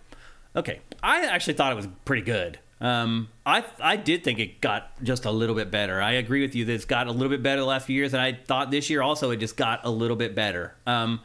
The people seem to be in an uproar over how much time people got to accept their awards, that they were pushing them off the stage. But, I've worked on 12 or 13 award shows throughout my career, and that's just kind of the way it is. Now, the time did seem a little shorter. I've never seen an award show that only gave you 30 seconds. Yeah, that does seem a little short. That's absolutely fucking ridiculous. And the please wrap it up thing is rude. Yeah. Like, there's... Like, well, see, what happened last year is you have the first guy come on the show. I don't care what Christopher and then Judge he just last ruined year. the whole rest of the rundown. Well, he ruined it, but they still invited him back, didn't they? Well, because it's a running gag then. Yeah, but then don't call attention to the running gag and then overcorrect the other direction and ruin it for the people who actually were supposed to be honored. I mean, some of those people that were up there winning at the pinnacle of their achievement in this, we may never see them on an internationally broadcast stage again like that. And that's what they got, and they got cut off in the middle of trying to give some kind of tribute to their dead coworker who didn't live to see this, or like they cut Larian off before they could even announce they were shadow dropping the Xbox version of Baldur's Gate 3. It's ridiculous. And meanwhile, Kojima gets to talk for 10 minutes about nothing. Does that surprise you at all? No, but it just sort of exposes how much of a fucking joke this is. Yeah. Like, they don't take these awards seriously at all. I think it's never been more clear than this year. And finally, other people are fucking complaining about this. I felt like the only person in the fucking woods on this for years. And all of a sudden it's like, hey, he just listed RPG without letting anybody come up and accept the award. I'm like, yeah, he does that every year. Why did nobody cared until Baldur's Gate 3 was the RPG, I guess. Yeah. So I kept the log of this show, and like a dumbass, I totally forgot to bring it, which sucks because I worked really hard on it. But one thing I will say is, like, if you look at the whole rundown of this show, there were a shit ton of awards given out in the show. Like, a shit ton. Like, way more than ever before. Like, double what there usually are. Now, I agree, they kind of acted like they didn't want to do them, or he had his female host just, like, quickly go through them a lot of times. Totally agree with that, but they gave away way more awards. Last year, they gave them all away on the pre-show. Like, literally, like 60 or 70% of the awards were given away before the show even happened. But if you look at the rundown on this, like, I can see where Jeff is coming from, because that's what the show is. When you're working on it for the whole year, it's a rundown that's always moving and changing and shifting. But if you so what I did when I did the rundown was, anytime they gave out an award, I wrote award in all caps. So it was easy to scan the rundown and see. And man, they gave away a shit ton of awards in this year's show. Like, they really did. But how many were actually on the stage of the winner? Not a lot, and I do agree with you. That's how you prove to me that you care about these awards as awards. Like, again, it's not the show. That's not what the show is. The lower third there, happy medium. That's what Jeff is trying to do with this show. Well, Jeff has failed. He has to please so many different types of people with this show. And here's the one thing I will say is, like, if my wife stumbles into the room while this is on, or my mom's flipping by and it's on, like, this is a good representation of the games industry for most people. To the core of the core, and truth be told, most of the people that actually watch it, it's not great, but it's a hard job, man. Like, think back to the VGAs on Spike. When they had, like... I'm aware of all this. It's also a hard job to make a video game, but I still fucking hated playing Redfall. Like, I don't care. Like, it's a bad way to do it. It's not working. It makes the awards feel like an afterthought, and it just feels rude. This year, it felt rude to the people who won. It's never felt like that before. The problem is, Matt, that nobody watches award shows, and their ratings are don't have the awards in it. Just make it another thing like the Summer Games Fest or whatever else. But why would you not want them to recognize people at all? Because they're not doing it properly already. But it's better than nothing. So just hand them out and make a press release about it and call it in. Don't make everybody fly into LA to do this shit. By the way, okay, so we're just talking about the show right now.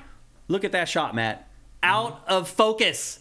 Yeah. Because they have their cameras on autofocus at an awards show, dude. The camera, you can't see it because the graphic is over it. The camera's is actually focused on the neon in the background. Yeah. Yes. I saw that a lot. Yeah. Dude, that is amateur hour shit, man. Yes, it is. They had their cameras on autofocus for an award show. She is blurry almost every time they cut to her. The cameras didn't want to focus on her for some reason. I don't know why. Like, the cameras loved the background set, but that happened on a couple of things with Keeley too. That's why you don't put it on autofocus. You manually focus on the talent. Like, well, now it's focused on the award. Right. Yeah. The award's in perfect focus. Matt, you know as well as I do, working in production, that is something that just does not happen. It just doesn't happen. Like, yeah, I haven't seen that since I was like doing camera stuff in college at like football games. Like, Matt, that happens sometimes on our show because we don't have camera operators. The cameras just sit there, and every once in a while they'll get a little fuzzy or whatever. This is a podcast that we run on Twitch. Like, also, this was interesting that this makes me sick. This makes me sick. Actually, no, she's okay.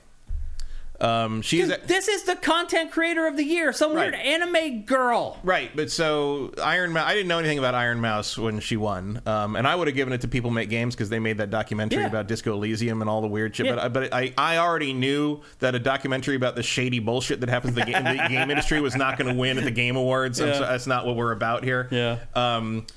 Iron Mouse is actually a chronically ill, bedridden woman who does streams through the VTuber thing because basically she is on oxygen. Like she can't basically host normally like you'd expect one to. So she uses that.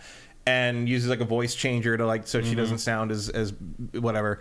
But she does all this crazy shit and she like interacts with everybody and she's super nice about things and she runs charity things. Every single person who designs or makes anything for a channel she pays. Oh wow. Like she I don't think I have ever seen a more universally positively considered Twitch streamer ever. Wow. Like I have not found a single human being who knows who she is or watches her has a single negative thing to say about her. I had no idea what she was. I didn't know about I literally thought it was trolling. I thought it was like some kind of like what is I thought it was the fans trolling. I was like, is that a guy that's pretending to be like a weird cute anime girl? And I looked it up because to find out like no, it turns out she's super legit, super good, awesome. Super cool. That's great to hear. I really thought it was the fans trolling Jeff. And picking the worst option of all of them. Oh no, it's not a fan voted one. Oh, it's not. No, the only fan voted one is the players, whatever that one thing is, and that was Baldur's Gate. Most anticipated or whatever. No, it's the favorite game of the whole year. It was they voted it down from whatever number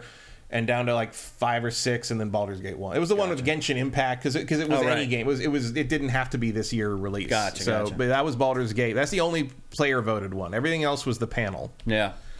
So, again, looking at the rundown, I felt like the mix of the awards and the performances and the premieres were pretty good. I do agree that they pushed some people off the stage a little too quickly. I just don't think that's true. There's not enough awards given out on the thing. No, I just told you there's like a million of them, like almost all of them. No, I mean given out on the stage but Matt, to a winner. Nobody's going to watch that, dude. Then why are you calling them Matt, the Game Awards? There's already award shows that do that. They're called the DICE Awards. Nobody cares. That award show is live streamed. The last time I watched a live stream of the DICE Awards, there were 1,100 people watching the DICE Awards. But you could make Nobody cares. You can't do this show and have it that way, Matt. You can't. Look, even like the Oscars. Well, then it's a failure from the beginning. Look at the ratings of the Oscars. They're in a free fall. Every award show that is like that, where it's just boring ass. I'm not saying walk up, talk for 10 minutes. Here's the no one talked for 10 minutes. They talked for 30 fucking seconds. I'm saying the other shows that do what you're purporting this show should do. I'm not saying their that they ratings should are do all that. in a free fall. Why would you ever design your show that way? Because they are still going to watch the fucking bullshit trailer announcements, whether there's awards between them or not. You can do whatever you want. I disagree. I don't. I would not watch that. You would. I would not. Of course you would. I mean, I have to because it's my job. Exactly. But I would not watch it on my own volition ever. Like that's like the you don't last care thing what you don't care what the people who actually make this shit have to say about their achievements up there. If something bubbles up, they say something creative, it'll end up on social media, and I'll watch it there. I don't have to sit and watch a 3-hour show. Okay, then the awards are pointless, and they should just run trailers for 3 hours. No, I didn't say that at all. That's what you're saying. That's not what I'm saying at all. You're just going to extremes. I thought it was. You're going to extremes because I never said it should be the Oscars with no fucking trailers or interesting announcements or anything like that. I'm saying let them talk about what they're fucking being given and use your fucking brain when you're deciding if you insist on only giving like 5 awards out on stage with winners' acceptance speeches. Use your fucking brain when it comes to which ones you're giving out. Because, yes, every other year Best RPG was given out as a fucking listicle, which is fine usually because it's some like random thing no one cares about or a duplicate. But this year it was the fucking game of the year. It was the Baldur's Gate 3. And if you're only going to give people 30 seconds to fucking talk, maybe they get a full minute because they won 2 awards. That's what I'm saying. No, again, I agree. Like, they should have given them more time. On top of that, you can't I don't think you should shoot for what the Oscars where they give them like 8 minutes up They don't give them 8 minutes. They give them 60 seconds. Really? Yes. You don't cut off the fucking best actress. Well, then that's normally. really boring. It seems like 8 minutes. No, no one has ever talked as long as Christopher Judge did last year at the Game Awards on an award show. Ever. And I do agree. Jeff was terrified by that. It kind of ruined his show last year, and he did overcorrect. Well, also, I agree. The overcorrection should have been to fucking push Christopher Judge off the goddamn stage last year because you have to control your show. That was a failing of him, not him, whoever's running the show. I mean, obviously he can't run the show like that. He's trying to host it. Yeah. But picking the awards, though, you know why they pick the awards they do. It's the ones where they can get the celebrity to come up on stage. It's the same awards they give out every year. Like, it's the same awards. It's always the ones where you can get the celebrities to show up. Best performance, stuff like that. You got to give more than 30 seconds to a fucking award that's being accepted by a Japanese person who needs a translator. Or who flew to the other from the other side of the fucking planet. Yeah. Like, it's ridiculous. Yeah. So again, it's a hard job, man, to try to please people like us and to try to please people who are going to... It's not a hard job to get this right. And to please the sponsors. That's the other thing. Well, who are the sponsors? That's what... See, so what's the... Well, that's the biggest problem I have with this. I couldn't tell the difference anymore. I mean, yeah, that's totally different. But okay... You don't have time. I mean, it's arbitrary idea that you can't be more than 3 hours or whatever. Yeah. Like, I mean, which is not true. You can go as long as you fucking want. Arbitrarily, it should be 2 hours max. Well, I mean, then you can have way less trailers. Yeah. Well, I'm okay with that. But he's not apparently. But so what I'm saying is, like, you're not getting any money from the trailers that are just like announcement trailers, right? Like, that's not no. Cut 4 or 5 of the fucking indie game things no one gives a shit about and let people talk about their goddamn award. I would agree with that. Yeah, like, there you go. That's a worthwhile cutoff. Although they don't show a lot of indie stuff in the show, let's be honest. Like, that is the stuff that they did have in the pre-show. I mean, they do, though, because so many of these trailers were just games that have no publisher yet. Yeah. Like, there's a lot of indie stuff in here that looks like AA level stuff. Yeah, we'll get to that. Yeah. But, like, most of the stuff you saw here in this show being announced, even the stuff that's really interesting, like the game from that woman who everybody loves, whose name I can't remember, the Japanese woman who was... yeah. We're not going to talk about it. Is that even a game? Yeah, I think it is. I couldn't tell. It looked like some kind of like Persona meets Jet Set Radio thing, but that doesn't have a publisher yet. Yeah. Like, so that's like literally the definition of an independent game, even if it doesn't have pixel art on it. Yeah. But it's just like, what are you doing with like... Here's what I wonder. The presenters were talking longer than the winners, which is, I've never seen that before. Even in the most like egregious Oscars show or Golden Globes nonsense, I've never seen outside of a couple skits. Like, it's like, hey, you want some more time back for fucking Al Newman to talk about Zelda? Maybe don't do a 5-minute thing with Gonzo. But Matt, the problem there is that at those award shows, it's all celebrities. Mm-hmm. If you watch an award show of the Oscars or the Grammys, like, people watch that, you know everybody who goes up on stage. If you watch this award show, most people, the only people that they know, if there wasn't a lower third there, I would argue even probably half of our audience wouldn't know who those people were. That's not true. Because, really? You think more than half our audience know who all the people are without lower third? I'm saying what you're saying about other award shows. If in the Oscars, you know 5 people that get awards at that show. The 4 actors and the director. Maybe the screenwriter. No, you're right. You're right. Like, a lot of the production-related stuff, people won't know who that are. That is simply not true. Yeah. That's true of every awards show, because at some point when you're honoring the people that make this shit, they're the people who aren't in front of the camera. And that's probably why the ratings for all award shows are in the toilet. Sometimes. I mean, let's be honest. I mean, it depends. Like, the celebrity thing matters, sure. It's why the Oscars and the Golden Globes are still better rated than the Tonys, which I actually do. I'm interested in live theater. I don't even know when the Tonys happen. I don't either. Yeah. Or the Grammy. You know how much I love music. But on the other hand, again, people know every single person who gets a Grammy for the most part, but no one watches that show. Like, partly because the Grammys, actually, to my point, that is the one show where almost everybody that goes up there, you know who they are. But because in the music industry, like, music producers are celebrities in music. But also, the Grammys are always some of the worst rated because, A, no one cares, and B, the Grammys suck. They do. Like, it's not even that the Grammy show sucks. It's that the Grammys are wrong all the time. On the awards, like the award winners are ridiculous at the Grammys. They have been since we were children. I mean, how long did it take the Grammys to recognize hip hop as an actual form of music? You know, that's the kind of thing. At least we don't have that problem in most of the other award shows, including this one. Like, it's not like someone is going to reject Baldur's Gate 3 at the Game Awards because it was too innovative. Well, it's like the Grammys Best Electronic Album. If you're somebody who's in the electronic scene, like, you didn't even listen to that album. Like, you're like, that's not even electronic. Like, I didn't even that was an acoustic set. What are you doing? Like, exactly. It's funny. The one final thing I want to say about the show in general was that I was sitting there watching, and like, I saw Nintendo go up to get the award for Tears of the Kingdom or whatever, and then they go off stage, and I'm sitting there thinking, I'm like, what do they think while they're sitting through a 3-hour award show? And they watch dozens and dozens of games get awards and accolades and all these people cheering them on and talking. And then they realize that none of those games ever release on their platform. Mm-hmm. like, hello? Does the light bulb not go off? And they're like, you know what? Maybe we should increase the power of our freaking console so that we have these games. But like, then they probably look at their revenue and don't they're care. like, well, whatever.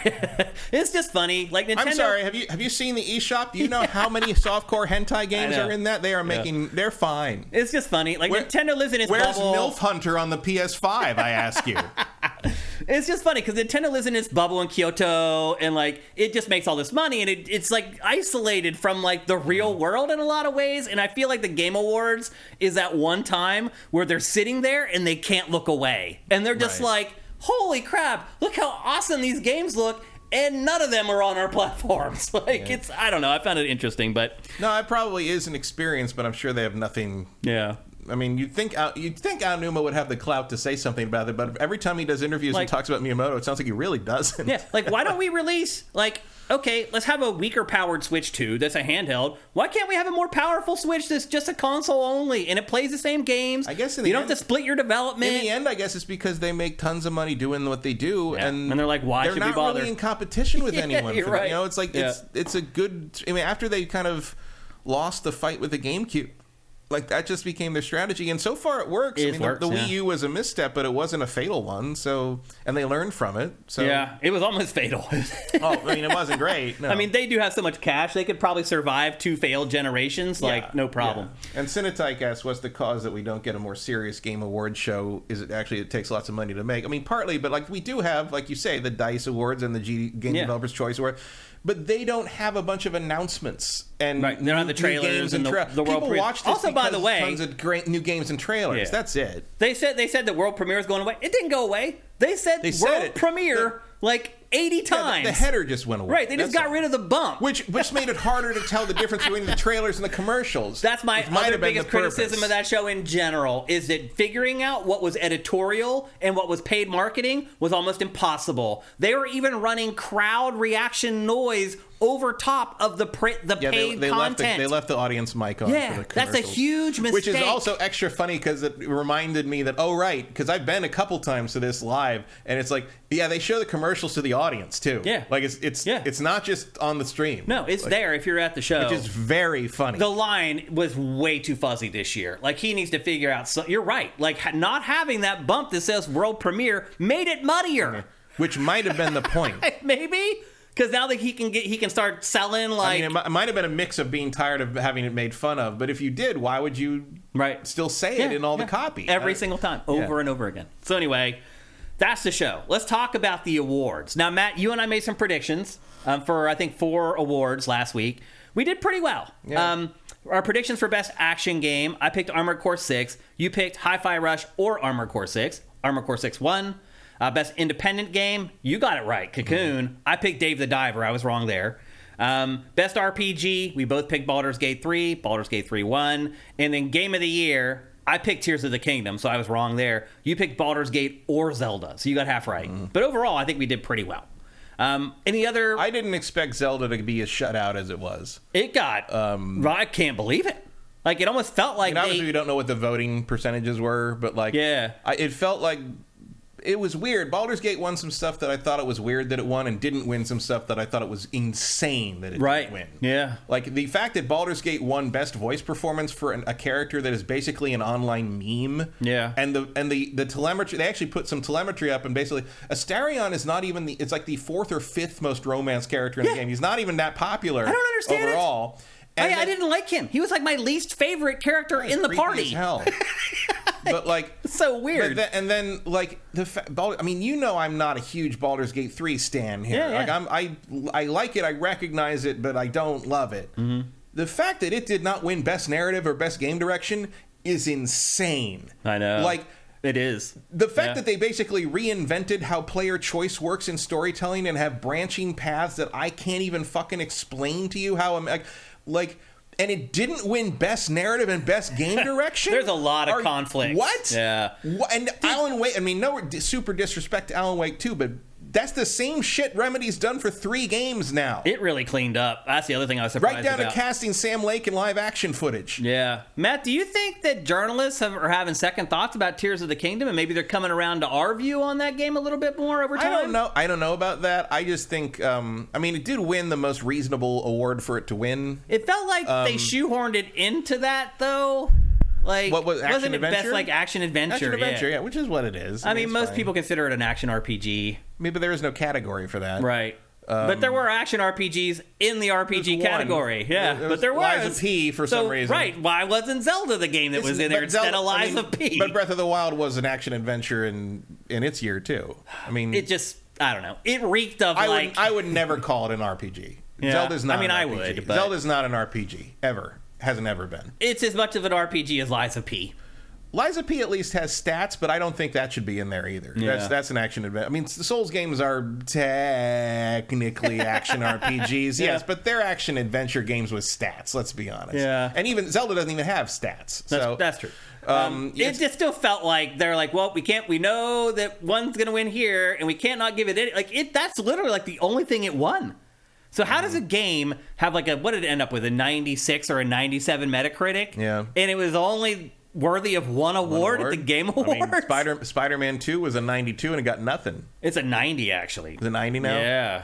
It's gone down since. I was looking at... which is crazy. I was looking at... and Benson, we were looking at the previous Game of the Year nominee lists for the Game Awards and looking at like what was this or what was that.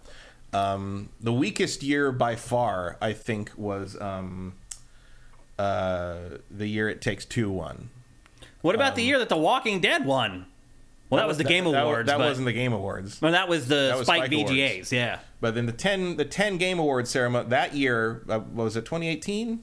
That It Takes Two? Yes. Yeah.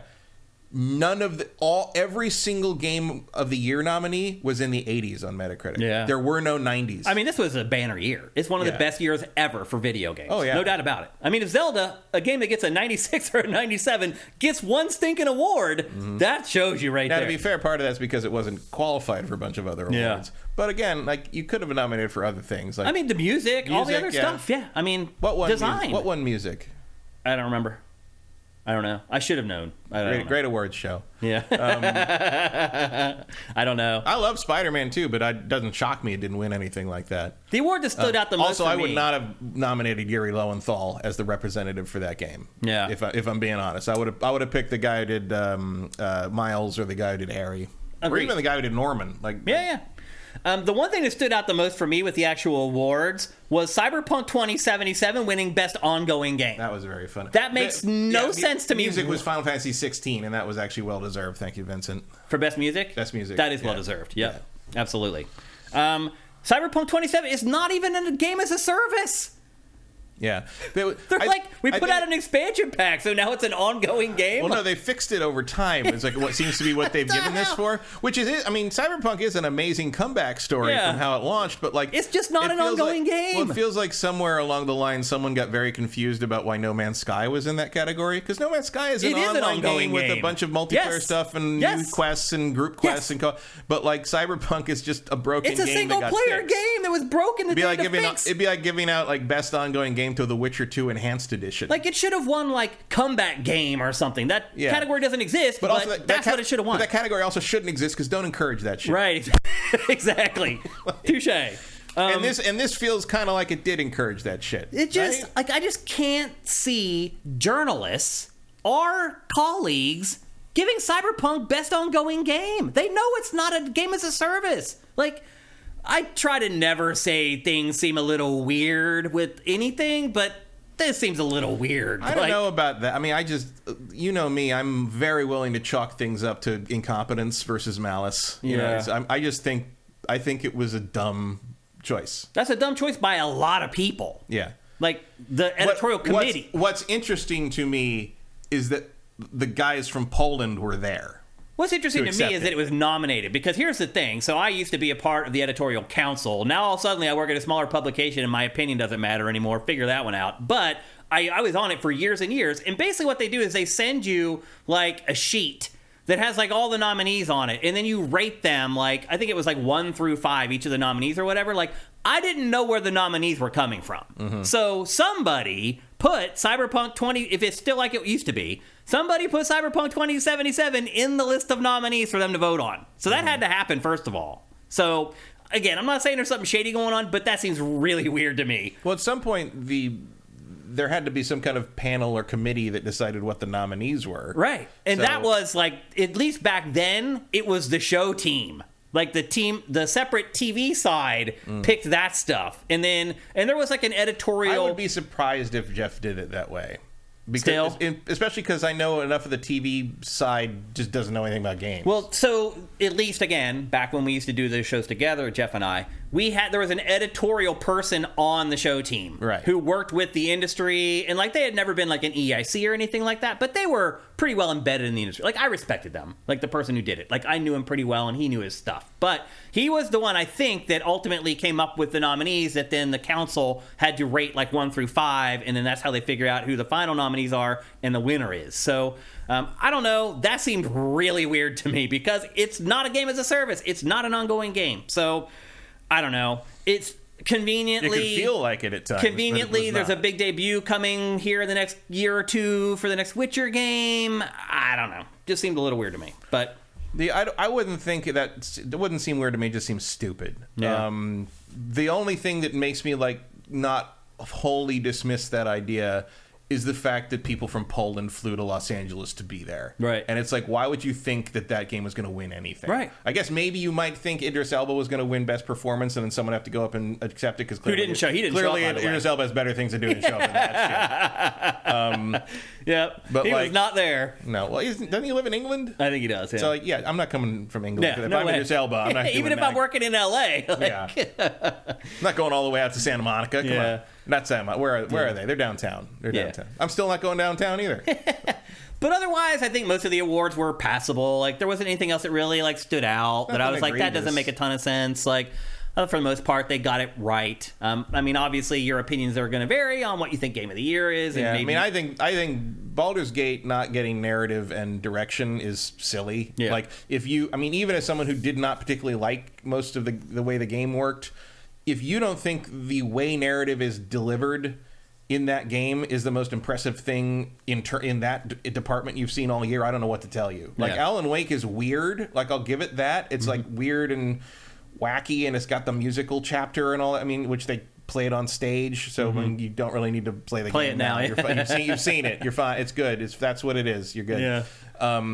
Except for the bad lip syncing. Yeah. But like, I don't know another way to describe. Like the thing going forward from 2023 that's going to change how people design games is the narrative design in Baldur's Gate 3. Yeah. Like.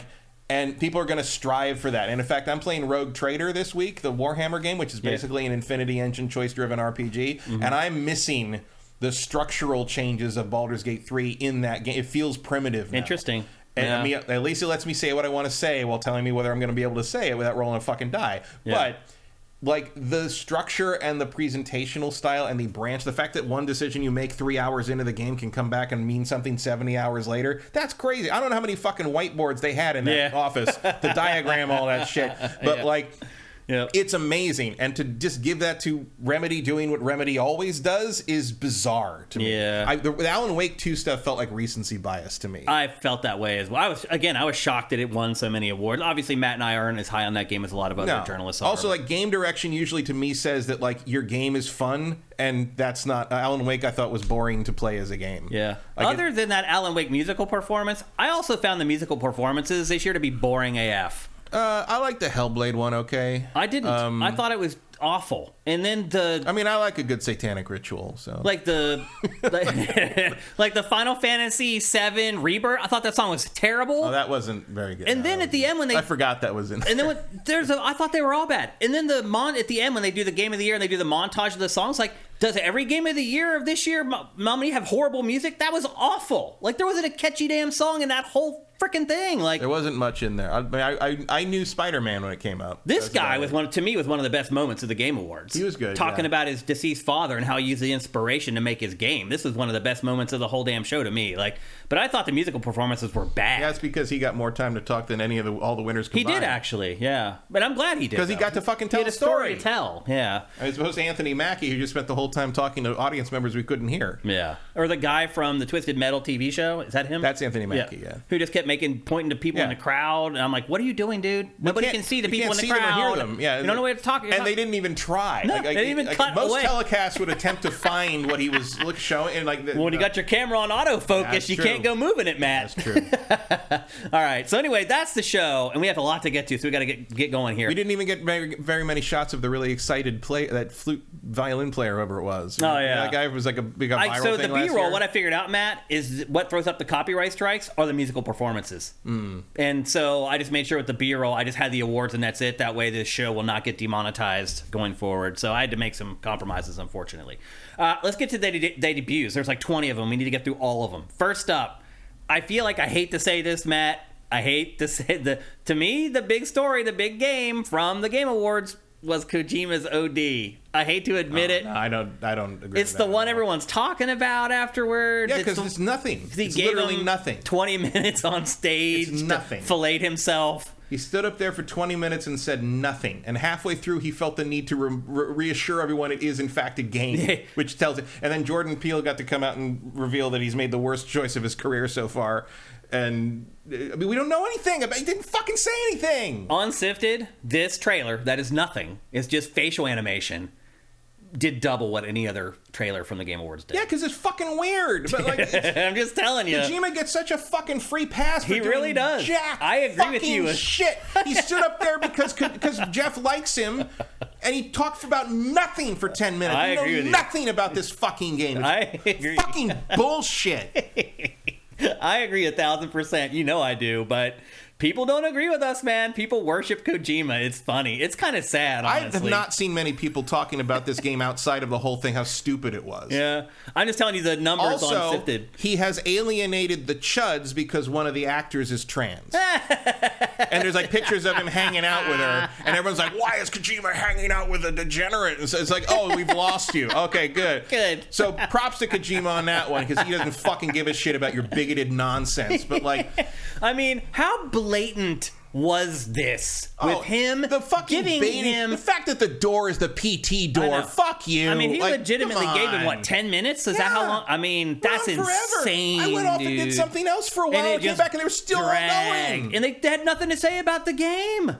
And then like Jordan Peele's up there, it's like, oh, I'm very excited about that and be doing one of the as one of the horror directors and then Kojima said something. It's like, we're working with a lot of people though. Yeah. And it's like, did you just fucking shut down Jordan Peele, dude? Are you out of your fucking mind?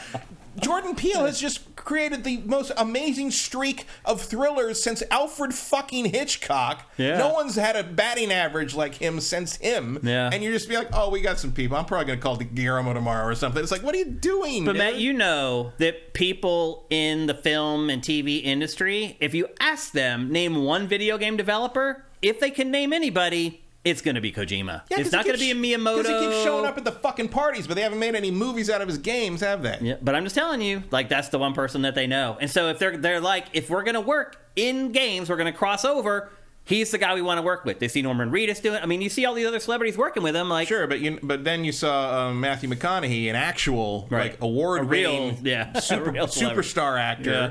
Not to making his own game. Not to denigrate Jordan Peele, but he's working on the most interesting thing that was announced in the whole night. Yeah, we won't see it for years. We'll talk about it in a second, actually, in just a couple seconds. What do you think this game is, Matt? OD. Garbage. I think it's fucking bullshit. Do you have any idea what you think it might be? Of course I don't have any idea what it is. Who fucking knows? Like, it's like asking me, what do I think the fucking Death Stranding game's going to be when it's got full of whales and oil and a baby on a beach and it turns out to be a fucking UPS delivery game. Well, Matt, I'm asking you because you're smart and you're creative, and sometimes you actually come up with ideas for stuff. I listened to what he said, and I don't know. I don't know what he's talking about. I don't either. I have no idea what it is. No fucking clue. And there's like Silent Hill references. There's a PT door there. I mean, well, the door opens in her eyes eventually. Yeah. See the door opening right there in her eyes? I don't know. That's the PT door, apparently. And whatever walks in through the PT door scares the living crap out of her. But again, I'm like you. I have no idea what this is. None. No, it's not. Could be anything. And we may not know for another 2 years. Yeah. Although, I mean, he made Xbox exclusive though. Yeah, he's gone to Xbox this time. He made Death Stranding in a very respectable amount of time. He did. So yeah, maybe less. Maybe it won't be that long. Yeah. Anyway, that's what you guys watched the most on Sifted, was that trailer for OD from Kojima. Of everything at the Game Awards, that's the thing that you guys watched the most. The thing that I think is the biggest and the best from the show One is... Supermaster Gamer asked, I don't know why Kojima doesn't go make a movie instead. Because no one will give him money to make a movie, because as much as they may know who he is, they have seen his work. Yeah, they know he can't make a movie. No. I mean, not one worth dumping a bunch of money into. He'd be lucky to come up with like a low-end John Carpenter film. Yeah. Like that he funds himself. Yes. To me, the biggest thing and the coolest thing that I saw at the Game Awards in 2023 was Light No Fire. The new game from Hello Games, the studio. Yeah, I did enjoy this. It's like, okay, Sean, announce the new game and don't get too huge or too weird expected. We're making Earth. It's just like, oh my God. The first ever real open world game. That's what they called Mountains taller than Everest. I'm like, Sean, yeah, we need to keep you off stages or something. Here's what blew my mind, is that he said 12 people are making this game. 12 people. Hello Games is not a big company. That's insane. For a game of this scope, for 12 people to work on it. It's nuts. Yeah. It really is nuts. Here's the thing about this one to me, and you know I'm No Man, you know me, Yeah, No Man's Sky, 1,000 hours in No Man's Sky. This to me is like, oh, you took the interesting parts out of No Man's Sky and made the rest into a game. Technical achievement, amazing here. This does not look like something I want to play. No? It looks like just another survival game. It looks like an open world survival game with the medieval bent to it. Yeah, with a lot more travel time because everything's so fucking huge. Right. Like, that is not a selling point to me. I mean, this is built on the No Man's Sky engine. Oh, very clearly. It's very clearly the same. I mean, obviously it's improved. I'd know this was Hello Games if you told me. If you just showed me this, I'm like, oh, that looks like Hello Games, like landscape engine. But this, to me, is the most ambitious, interesting thing of everything that was shown. It could end up being a disaster, but yeah, I mean, I loved on Twitter. He was making fun of himself for the whole that we're going to do Earth thing, and then the Cyberpunk official account was like, "It's okay, you can patch it till it's good after it comes out." No way. That's a real exchange that happened. That's great. I like that. I like the Cyberpunk and CD Projekt Red are like, at least aware of each other. Take the piss out of themselves. That's cool. But to me, that far and away, this is the most interesting thing that was shown. And again, it could end up being garbage and nobody wants to play, but at least it's ambitious and is trying something. I mean, it doesn't speak to me instantly the way space exploration does, but it's they do tend to give me something I'm interested in, even when they keep doing those weird updates, which apparently are going to continue. Next 10 years. Bonkers. It's really crazy. And again, when you think about a game like Light No Fire, and you think about No Man's Sky, and that it also launched a little rough, and they stuck with it and turned it into exactly what we thought it was going to be, it gives me a little bit more faith that Light No Fire will be good. So we'll see. Next up. It's also not a great title. No. Yeah, they may change it. Doesn't really tell you what it is. No Man's Sky at least is an evocative, like, right. You see a spaceship, you hear that, you go, oh, I get what this is, kind of thing. Like No Fire makes it sound like they don't want you to cook it. And then you run a trailer full of people lighting fires. Fires everywhere. What are you doing? Next up, and we don't have a lot of media for this, unfortunately, Marvel's Blade. It is a Marvel game that is going to be an Xbox exclusive. Yeah. So Xbox striking back here. They're like, okay, you got Spider-Man 2. we got Blade. Being made by Arcane Leon. Which has made a couple really great games. I also feel like this is probably in its wheelhouse at least a little bit. When I saw the arcade, I thought this was like Redfall, DLC. I'm like, are you putting Blade in Redfall? What is this shit? But like, you got my attention.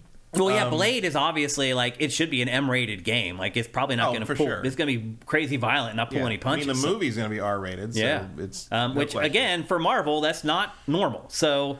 It will be after next year, Deadpool 3. It'll be changing. They're branching out on that, and clearly this was probably originally intended to be some kind of synergy with the movie. Yeah. Now we don't know when the movie is supposedly coming out.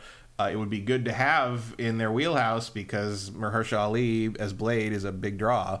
I mean, you got an Oscar-winning actor playing Blade. Why is it taking you 7 years to make this movie? It's a guy killing vampires. Just get on with it.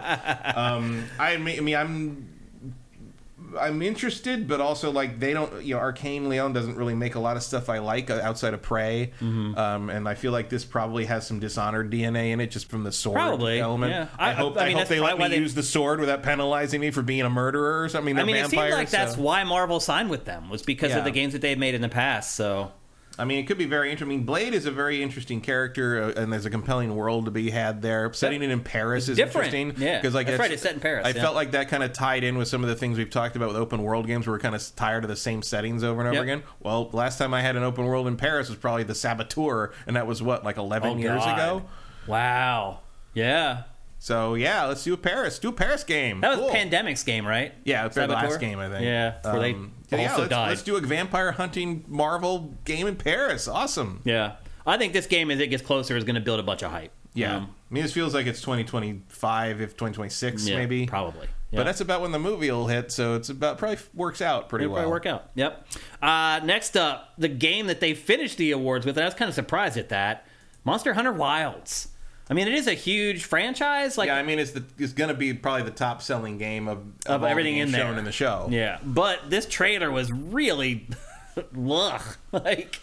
Oh, I mean, you know, I don't like Monster Hunter anyway. It's just like, come murder a bunch of innocent animals for no reason. I mean, the whole story around this trailer was like, there's a new mount, and that's pretty much it. Yeah, the mount seems to be the big gimmick. Or it can fly, it can jump, it can climb. Like, but other than that.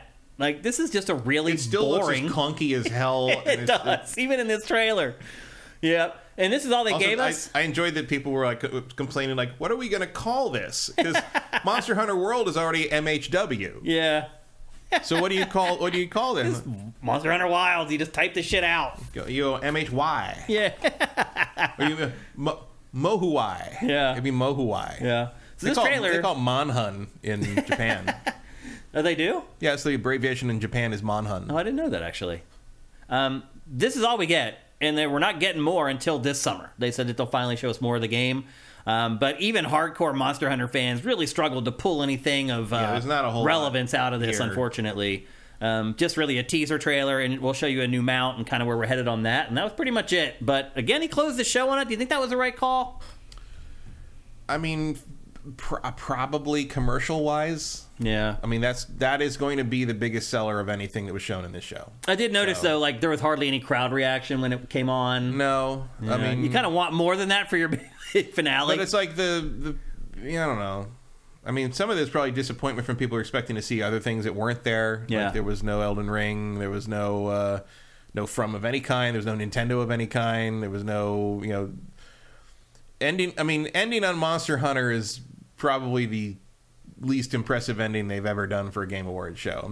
I mean, I don't think they had many impressive reveals or showings on this show. Well, we're only about quarter of the way through. We still got a bunch more to talk about. I'm not saying they didn't have a lot. I'm just saying there wasn't no Silk Song. Setting the house on fire. No, I mean, there was a lot of stuff missing. Yeah. I mean, obviously no Dragon Age because they'd already made their announcement. No GTA 6 because they'd already made their announcement, which I called. I said they were going to do that. Yeah. Like 3 days before the Game Awards, we're going to drop the trailer and walk away, and that's exactly what they did. Also, I think I predicted a shadow drop for Baldur's Gate 3 Xbox. Yeah, which they did, but no one knew because they cut off the acceptance speech before he could announce it. So well done, everyone. And then Microsoft might be a little pissed off that Monster Hunter got the closing because Hellblade 2 was also in this show. Yep.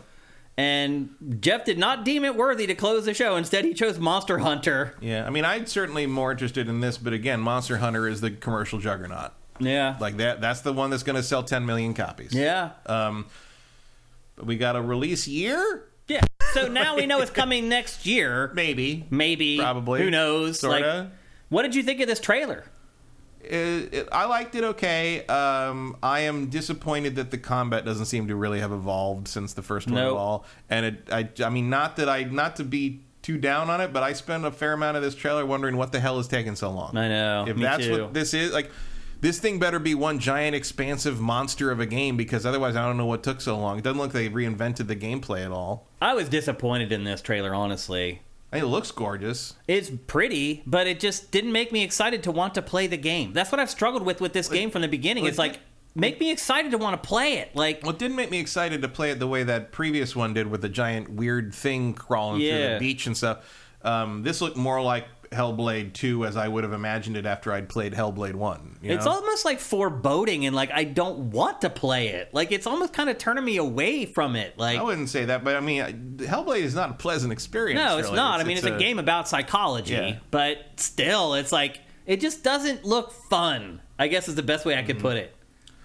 I don't know. Like, I'm very curious about how what we're seeing gameplay wise in this matches up with what we saw of that beach trailer from before. Like, is that late in the game? Is that early game and you're separated from all those people and she has to find her way back? Like, I'm not sure the way, because that other trailer did sort of feel like maybe something you'd start a game with a bang with, and then you never really do anything like that again. God of War 3 style. It seems like the whole damn game's set in the dark. I mean, it's Hellblade. It's like, I feel like I'm always struggling to see what the hell's going on in all the trailers for this. Like, look, I hope I'm proven wrong. I mean, amazing. It is a very dark and shadow-driven game. One thing I found with even the original one and the remastered version, you got to set those brightness settings per monitor. Like, my brightness settings on my TV for that game are completely different than the brightness settings on my monitor. Like, it's very sensitive to the HDR settings and stuff. So I'd imagine that's a hard thing to broadcast properly. But I was a little disappointed in it. But we do finally have a release date. It is coming out next year sometime. But they didn't give us even a quarter. They're just like 2024 release window. I don't know if I'm even confident enough in that to put it on the fantasy team. No. Oh, I definitely. You can draft away. I am not drafting Hellblade 2. I'll put that motherfucker in slot 10 if you let me. But that's about it. Okay. Next up, a game called, and I'll be honest, this might have been the coolest thing that was shown at the Game Awards, The Last Sentinel. It is... So it's made by Lightspeed Studios. It's a studio that was founded here in LA by a guy from Rockstar who worked at Rockstar through like Red Dead, Grand Theft Auto 5, Red Dead 2. This is his brand new studio. It is owned by Tencent, so they have plenty of backing, plenty of money. They are making AAA video games. They are making big budget games. They're not making little stuff like a lot of other Tencent studios do. This is all CG, by the way. This is not in-engine, just so you know. But the game itself is going to be an open-world action-adventure, not action-RPG. An open-world action-adventure set in a dystopian Tokyo. And this trailer is just awesome. Like, it tells a story. It's a great story. There's triumph. There's heartbreak. It all happens in, like, 90 seconds, which is the sign of a good trailer. If you can make all those emotions happen in such a short period of time. You get the badass who comes in and takes out the bad guys. There's the mystery of who is the good guy, and then the helmet comes up. But it's so slick in CG. They're like, oh, this game is not coming for a long time. Yeah. Like, this might be next gen. Well, they're saying, I mean, as of right now, they're saying 2025 for PC, PS5, and Xbox Series. You're right, though. 2025, that's probably a pipe dream. But as far as, like, the premise, the idea, this trailer is freaking awesome. Yeah. One of the best trailers of the year, in my opinion. Auspicious debut, I guess is the best way I could put it, but you're right. Maybe. It doesn't really show us or tell us really. Yeah, it's not a game yet. Yeah, it's just a concept in CG right now, but a great video game trailer. I like the setting. Yep, absolutely. Next up, a game that we've already talked about a couple times, a game called Exodus. It is coming from a studio in Austin called Arctite Entertainment. It is made up of former BioWare employees, which will make all of us very, very happy. And former Naughty Dog, too. Yep. And the lead guy is one of the leads from the original Baldur's Gates, KOTOR 1, and Dragon Age Origins. So you don't get much more pedigree than this. This looks like a pretty solid spiritual successor to Mass Effect. And the studio did some interviews afterwards. It said that expect the game to be more like Mass Effect than Starfield. Makes sense, obviously, because they all worked on Mass Effect. It's set 40,000 years in the future, and it works with like some crazy like time dilation effect. It's one of the key elements of the story. This is the one with Matthew McConaughey. Yep. He is the lead voice actor for the lead protagonist. Which I don't know if I would have known unless they told me. He doesn't sound like himself. He's doing an actual performance beyond his normal... He's being a voice actor. Yeah. There's no all right coming from this one. Yep. And then the whole plot is centered around a conflict between humanity and other alien races in the Centauri cluster. And as Matt said, Matthew McConaughey voices the lead character. This game is going to build in hype as its release date gets nearer. It is coming for everything. It's even coming for last gen, I believe. Or no, it is next gen only. Current gen only, Matt. Yeah, it's PC, PS5, and Xbox Series. And as of right now, they're saying late 2024. I don't think that's going to happen. But the game is looking awesome. This is one we're going to end up talking about a lot here on GameFace. Don't forget it. It's called Exodus. Next up, kind of a shadow drop. God of War Ragnarok Valhalla free DLC. It actually launches today. Yeah, let's at 9 a.m. It is live right now if you want to go play it. It is free if you own the base game. Just like they did with their other game, it is like a single player, like horde mode, roguelike type thing. It does have a story, and it does take place after the game. Yeah. So don't finish the game before you play this. Yeah. This feels like this is PlayStation's kind of middling game as a service model. It's like, it's kind of how they kind of easily extend the single player epic drama games. They're like, we'll put in like a horde mode, roguelike thing. Which, as long as you're making combat as interesting as God of War and Last of Us 2, it's sure. Totally fine. And they're free. That's the cool thing about it all. Yeah. You're not paying for them, so they're just bonuses, and they will keep the games alive for at least a little bit longer. More banter between Kratos and Mimir is great. Mm-hmm. One thing I'm interested in is that, actually, the two interesting things about this to me is that you don't have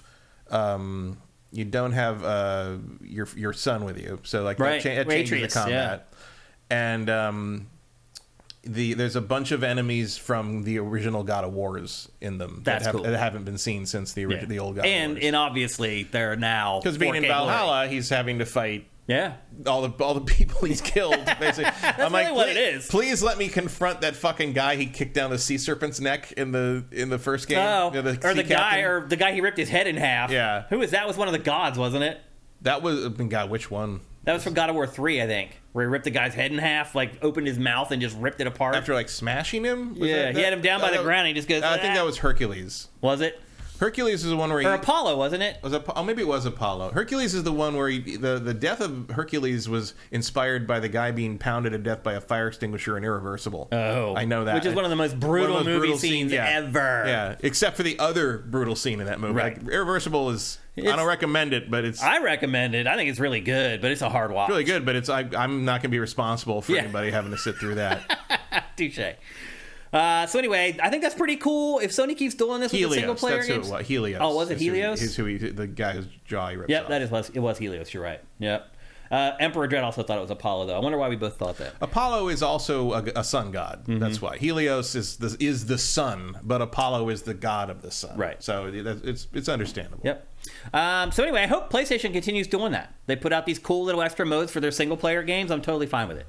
Next up, something that made a big impact for me, but maybe not everybody else, was a trailer for Sega's upcoming games. Oh no, I was into that. Well, I'm a Sega person, but more Shinobi, yes. It debuts 5 reboots for Sega. So Jet Set Radio, Crazy Taxi, Shinobi, Golden Axe, all in development. Brand new versions. Streets of Rage. And Streets of Rage, right. But they've already rebooted. Streets of Rage. Streets of Rage never really went away. We just got Streets of Rage 4 like a year and a half ago. So that's why I didn't mention it. But like those other 4 are a big deal. Although that last Golden Axe game from, I think, was it PS2 or PS3? That was Xbox 360, PS3. Yeah. That was terrible. Beast Rider. It was so bad. Oh, it was terrible. Yeah, it was awful. I'm hoping that these reboots are a little better. However... They have to be. Like... I will say this. I do not believe that the Jet Set Radio magic can be recaptured. I don't either. What do you think of how that looks? It looks fine, but like I don't believe like they're never going to get the music right. Shinobi looks good. Shinobi looks amazing. Yep. Golden Axe looks all right. Yeah. But I do not believe... I simply think it's a different time and different era, and I have a very hard time believing they can capture the magic of Jet Set Radio or Crazy Taxi properly again. Crazy Taxi, I think, looks awful. Yeah, it looks like it's made by some like B team or something. It looks like a mobile game. Yeah. In a weird way. Shinobi is definitely the winner of this whole team to me. Yep. That's exactly what I want a Shinobi game to be. Yeah, I'm glad that all these are all coming back, and they're not just going to let them die. But I would like to see, if you got some time, I'd like to see remasters of the PS2 Shinobi games. Yeah, Shinobi and Nightshade. No, they were good. Nice to bring those up to modern standards. I agree. But this made me really excited, seeing all this stuff coming back. Yeah, I mean, I'm going to keep my fingers crossed and hope they turn out okay. For a second, I was like, oh my God, are they making a Smash Brothers game? I don't want to do it. It's like, yeah, but no. Wouldn't be a bad idea, honestly. For they have the people for it. They did a pretty good Puzzle Quest clone out of Sega stuff. Dude, I forgot that they also mentioned Virtua Fighter. However, they're talking about like turning it into some like over-the-top like fighter with like crazy finishers and stuff. Mm-hmm. They're like, we don't want to bring it back because it's too boring compared to other... That's why I like it. Oh, yeah, that's why I like it, but mean, that's why it never caught on here. Yeah. I mean, it's a very technical fighting game, and it's very low on flash. Yeah. It's one of my, it's probably maybe my favorite fighting franchise, honestly. It's my favorite 3D fighter, easily. And they're like... Always has been. They're like, if we bring it back, we're going to turn it into something else. And I was like, well, screw you then. Yeah, that's kind of what I'm worried about with some of these other ones. Yep. Jet Set Radio is just so defined by the Wavemaster music, and all those people are gone, that they don't exist anymore. I mean, you better be going to get those guys back again. They did say that most of the people who worked on the original are working on this. I just, all that music is sort of like a flash of that time, basically of the Japanese kind of hip hop take on. I mean, they're using Eazy-E samples from like 15 years earlier. It was just there was nothing else like it. Like it was so singular. And then like you play something now Japanese hip hop is just hip hop. You play something like Bomb Rush, whatever the hell that was, and it's just generic nonsense. It's just like, well, it's just an imitation. Yeah, it didn't have the soul. And we'll see if this game has the soul, because it may not. But we'll see. It's gonna be that's gonna be the toughest one, I think. Yep. Next up, Jurassic Park Survival. In a land of action RPGs, this is another old school action adventure. It's also coming for PC, PlayStation 5, and Xbox Series. They did not announce a release date, but I thought this looked pretty good. I mean, I think visually it looks good. It was a little concerning to me that almost every scene is just a remake of a scene from the movies. Yeah. Like, even the scene where she's on the floor and the raptor's in the room. Like, there's no original ideas in this whole trailer. It's like they couldn't figure out one thing to do that hasn't been done in the films already for the first trailer for this game. Part of the problem with Jurassic Park is that the original movie is a cautionary tale about needless and heedless and commercially driven science exploitation. There's not really much else to say about that, and there certainly is no way to say it better than the original movie already said, so they just sort of turned the franchise into killer dinosaurs, which is not what Jurassic Park is. So they're just going to keep doing basically it's the same Dino scene. Crisis. I feel like this same scene is in every it's single in the same room. Jurassic Park. Right, it's the same room even. And then you leave like some place where you can actually lock the doors to go out into the woods. Yeah, not where not you're ideal. a sitting duck. But otherwise, and like the Dilophosaurus shot for shot. In places here. I feel like she's even wearing a yellow shirt. Yeah, you're right. I feel like a lot of the Jurassic Park games are like spin-offs now. Like, I want to play an action game based on Jurassic Park. Like, I'm ready for that. That's what we're going to get with this at the very least. So, I don't know. I thought it looked pretty good, at least interesting. I think it's made by Saber Interactive. If I were running the Jurassic Park license, I'd be looking at all these people that are constantly asking for Dino Crisis. Right. And just make that. Yeah. Or, it's perfect for an open world game. You just said it. It's Jurassic Park. A big open world. Like, it's right for it, but I don't know. We'll see. Again, this is being made by Saber Interactive, which lowers my hype for it a little bit. Although Saber's pretty good as far as those B teams are concerned, but it's not going to be like crazy over the top quad A gigantic budget game, but just an action adventure set in that universe is cool by me. Next up, a game called No Rest for the Wicked. This game is being made by Moon Studios, and Moon Studios makes the Ori and the Will o' the Wisp, Ori and what was the other one? The Blind Forest. It's the next game from that studio. It's an isometric hack and slash action RPG, and word is that this game is make or break for Moon Studios. If this game is not a success, Moon Studios says that it will go away. So if you like the games that Moon Studios is making, again, the Ori games, you might want to think about supporting this one. They might want to think about not mistreating their employees. Yeah, because that's the other thing. In the last couple years, there's been some stories about Moon Studios that have not been flattering at all. Does not sound like a good place to work. It does not, yeah. So I'm guessing they cleaned up their backyard on that one. I'm guessing they didn't. Or maybe not. I'm guessing they fired the people complaining about it and told everyone else to shut up and make the game. That could be. That seems to be how it usually goes. It does kind of seem to go that way. But I will say this, regardless of what they do with their employees or whatever, I do like Moon Studios games. The Ori games are great. Yeah. You can't argue with the results of abusing people, I guess. But this is a huge departure from what they usually make. It's very different. The art, I like it, though, a lot. I like it. My only thing is, how do you make an isometric hack and slash interesting for that long? Yeah. It's hard to tell stories with that perspective as well. We even saw it with Diablo 4.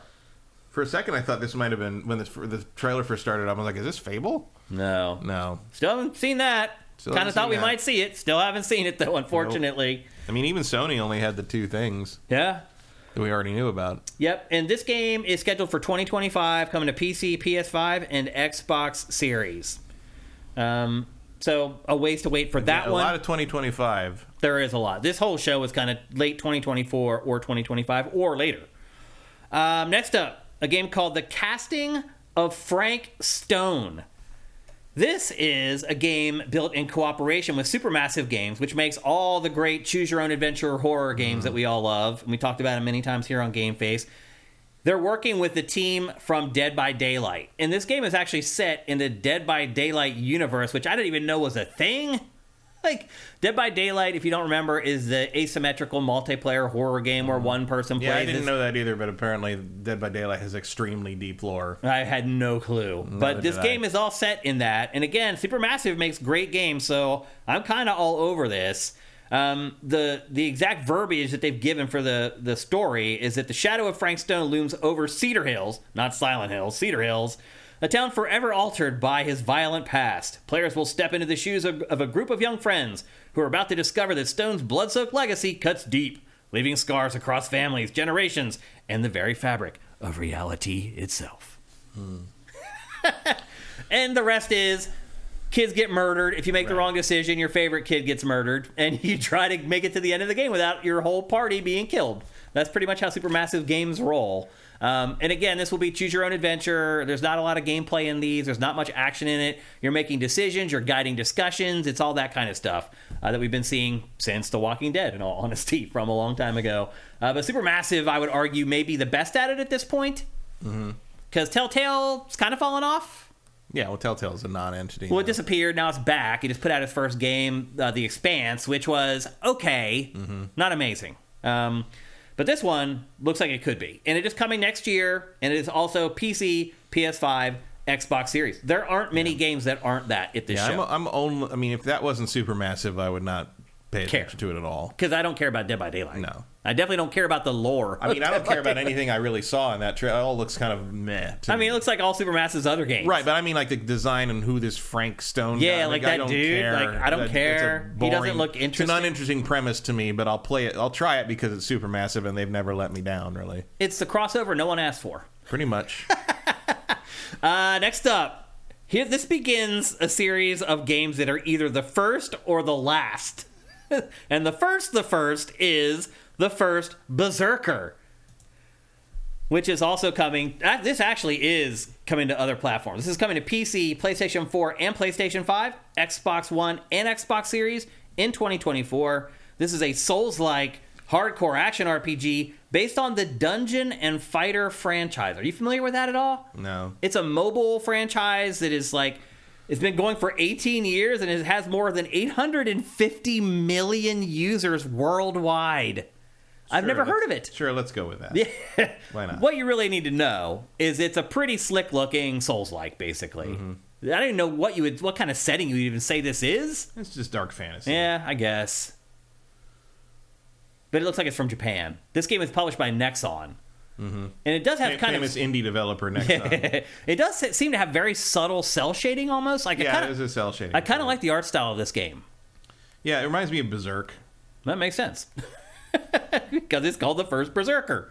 So anyway, again, that's coming in 2024 to pretty much all platforms but Switch. So that's the first Berserker. And now the next game we're talking about is the first Descendant. And this one we actually knew about before the Game Awards. This is just like kind of its first like really polished, cool trailer. But we have a bunch of content on this on Sifted already. This is coming summer of 2024, also a Nexon game. This is like a semi-open world game, kind of like Borderlands. It's a loot shooter, basically. All the stuff that comes along with that, grinding for materials that you can use to craft, looting dead corpses to get stuff from them that you can use to craft. One of the things that the studio has said is that players must either repeatedly complete the same objectives or partake in a horde mode with others in the squad. Like, it's almost like this self-contained, almost like modules of content that you jump from one to the next. That's kind of how the way the game is designed. It's almost designed like modularly in some ways. But this is like about as close as you're going to get to Kojima without Kojima. I guess it's the best way I could describe it. There's a quality that also kind of feels like a companion piece of the Talos principle. Maybe, yeah, you're right. Like the action Also, set I in don't the know, universe. somebody put a lot of work into the ass deformation in this game. Like that was, somebody's like, there's one person on the team that's all they do. Yeah. This was one of those games that visually like stood out for me, though. This trailer, I was like, "Oh, this stands out from the other stuff that I'm this seeing." is when I found out what it is. I was like, "Oh, well, that's too bad." Yep, it's a loot shooter. Yeah. Although I will say there weren't that many of those in this show. No, they're the huge international nightmare is slowly ending. It is. There's still some stragglers. Well, here. people are figuring out that they can't make money on it at this point, and so there aren't as many as there used to be. Luckily, sometimes it's just like stuff like this is like, it's a shame you're wasting that premise on that. On this, yeah. On that gameplay. It's like, but you got to figure people who would be into this aesthetic probably haven't played a lot of loot shooters. So you are kind of trying to maybe tap into a new audience, maybe. But also maybe they don't play those loot shooters because they don't want to play loot shooters. Because they just don't like the genre. Yeah. Like, it's weird to me to assume that people don't play loot shooters because they just haven't found the right hook, as opposed to like they don't like that kind of game. Yeah. But I do think people who are into Kojima probably will give this more of a look than people who aren't. So it definitely has that look about it. Next up, a game called Den of Wolves. This is a sci-fi heist game from the studio that actually created Payday. Mm-hmm. Now, they've since gone on to do other things because they're called 10 Chambers. But the guy who created Payday has gone on to start his new studio, 10 Chambers, while Payday has gone on without him. This is his new take on Payday. It's a sci-fi heist shooter instead of set in whatever time period Payday is. I don't even know when the game is set.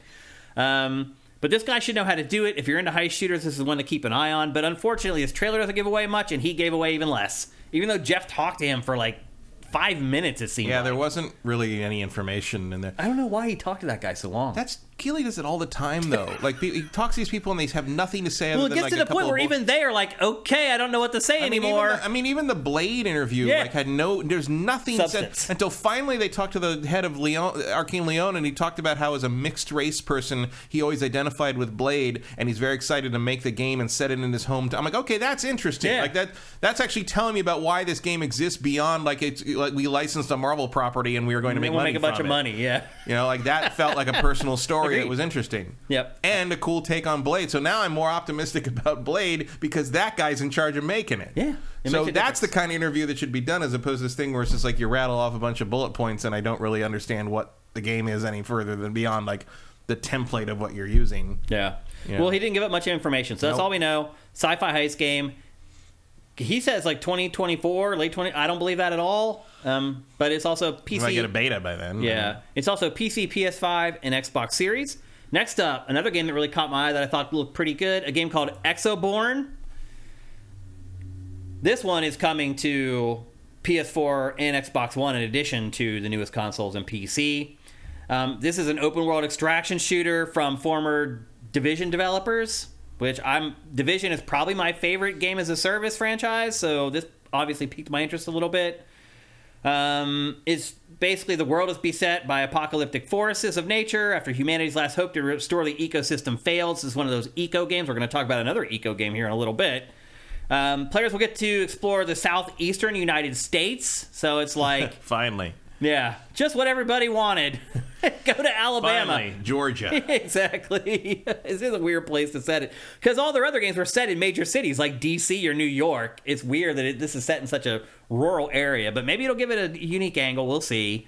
But it's in the southeast United States. It's got a big crafting system. You play the role of the reborn. They're human survivors who survived the apocalypse. But now they have special implants that allow them to steer mighty exo-rigs, basically like these robot suits. You can see in the trailer these robot suits that they have around them. Here's a tip, game designers. No more exosuits. Yeah, I don't care Everything about them just looks the same now. Like I couldn't tell you which game this was if you paid me. Oddly enough, we're also going to talk about another game with exosuits here in a couple minutes. Because they're everywhere. It's the same game I just mentioned a minute ago. It has the same elements as that game. But anyway, it's Exoborn. It's coming to everything but Switch. It's also supposed to come out in 2024. I would be surprised if that's the case.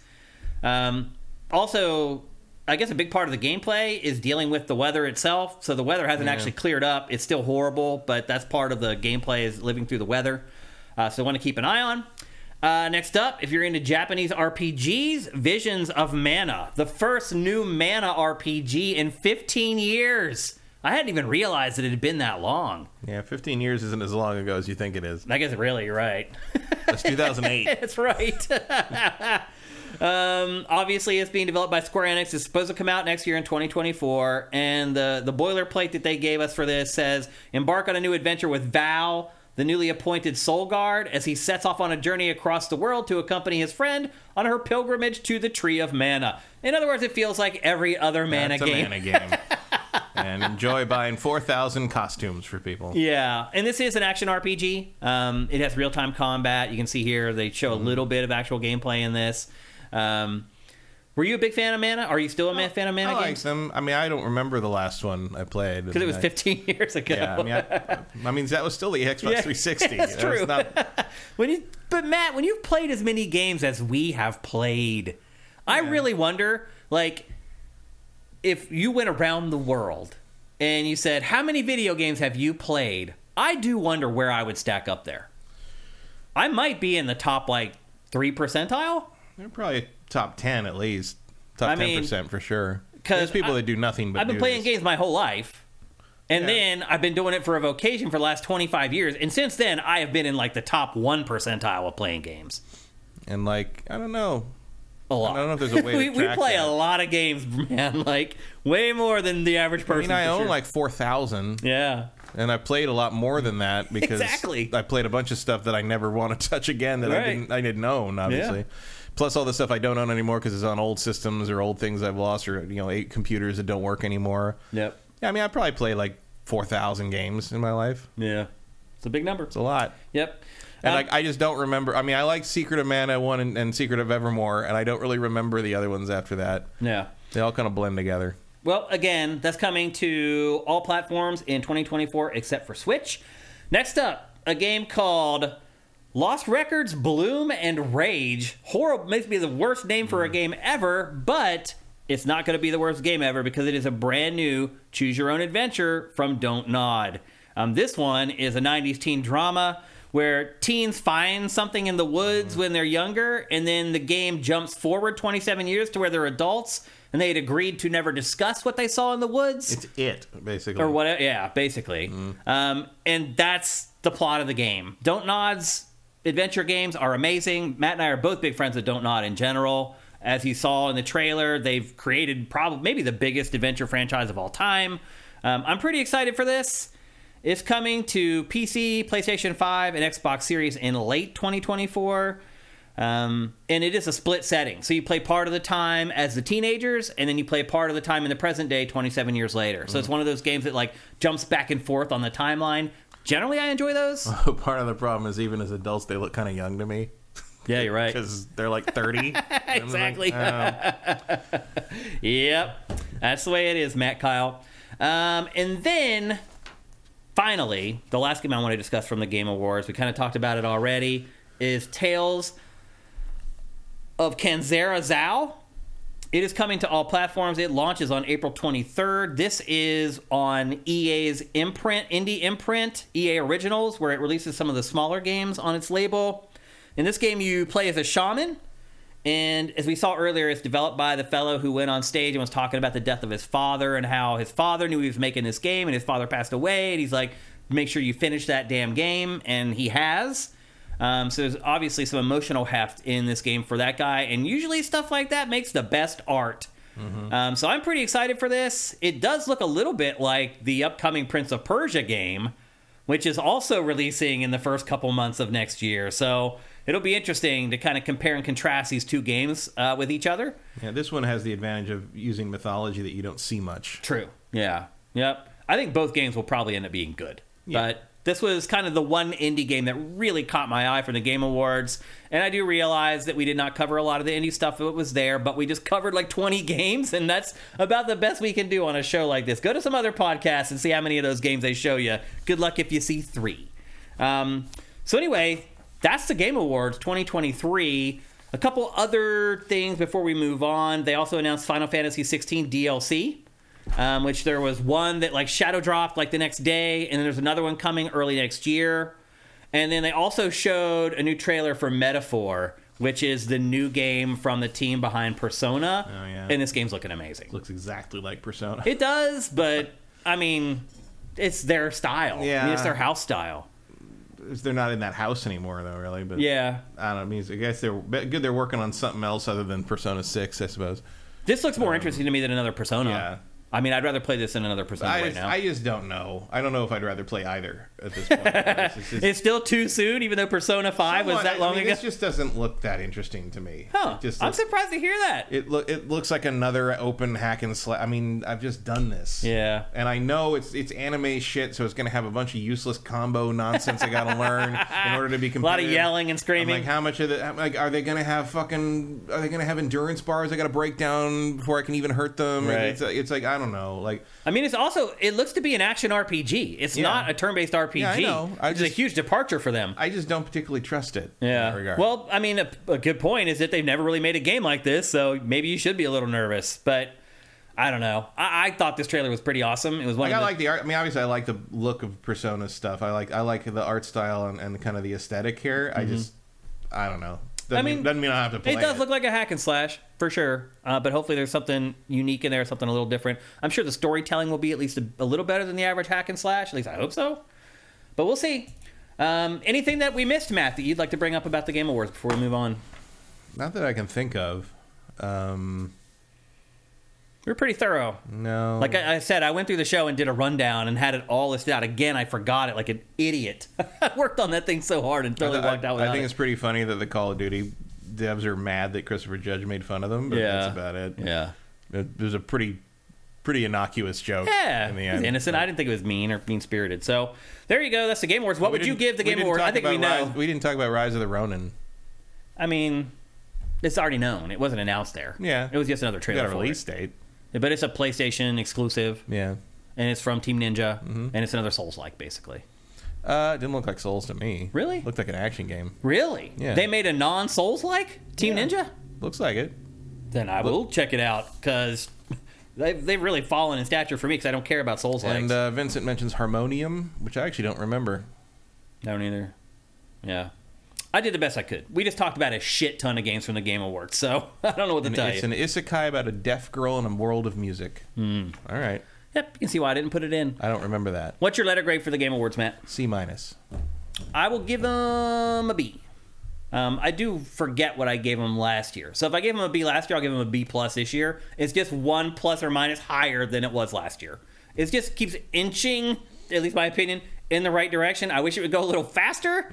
But overall, I actually thought the show went by quickly. I did not find myself like at 90 minutes of the show. Like last year, the show hit the 90-minute mark, and I was like, this show needs to end right now. Yeah. And this time, I didn't really feel that way. Like, it cruised on the last hour, and I was okay with it. It ended. I was like, okay, that seems like when it should end. I was too busy being irritated by the cut down on all the speeches, because like I am interested in what some of these people have to say about winning. I hear you. And talking about their dead coworker, and it's just nonsense. Come on, guys. You guys didn't put your letter grades in? You guys should know by now I was going to ask you right afterwards for your letter grades. Let's see. There's a B minus. JM Rain gives it a B minus. AJ the Legend, solid B for me. Anybody else? You want to get your letter grades in here before we move on? Solid B for AJ. B plus for Dark Force 256. Nightwing 3060 a B. See up here is B, B plus, or a B. Yeah. C plus to B minus. A. Emperor Dread gives it an A. C plus, C plus. Okay. That's not bad. I think Jeff would take those grades. I mean, our crew, we're a hard crew to please, man. We are. Like, if he feels like he can get a B or a C out of us, he's probably pretty happy with that. That'd be my guess. Because he knows better than anyone that we're hard to please. Okay. Let's move on. We're going to talk about... I end up again in the camp. If you're going to use this Game Award bullshit as your excuse for this show to exist, act like the awards matter. Yeah. That's the lesson that they refuse to learn. Okay. All right. We're going to move on to the last big game of 2023. And that game is Avatar Frontiers of Pandora. I really hope we could have slid it into last week's episode, but the embargo for it was literally the next day. And I've already been playing it now for a week and a half, I guess, at this point. I still haven't finished it, though. Yeah, everything I saw said it was like 15 to 20 hours.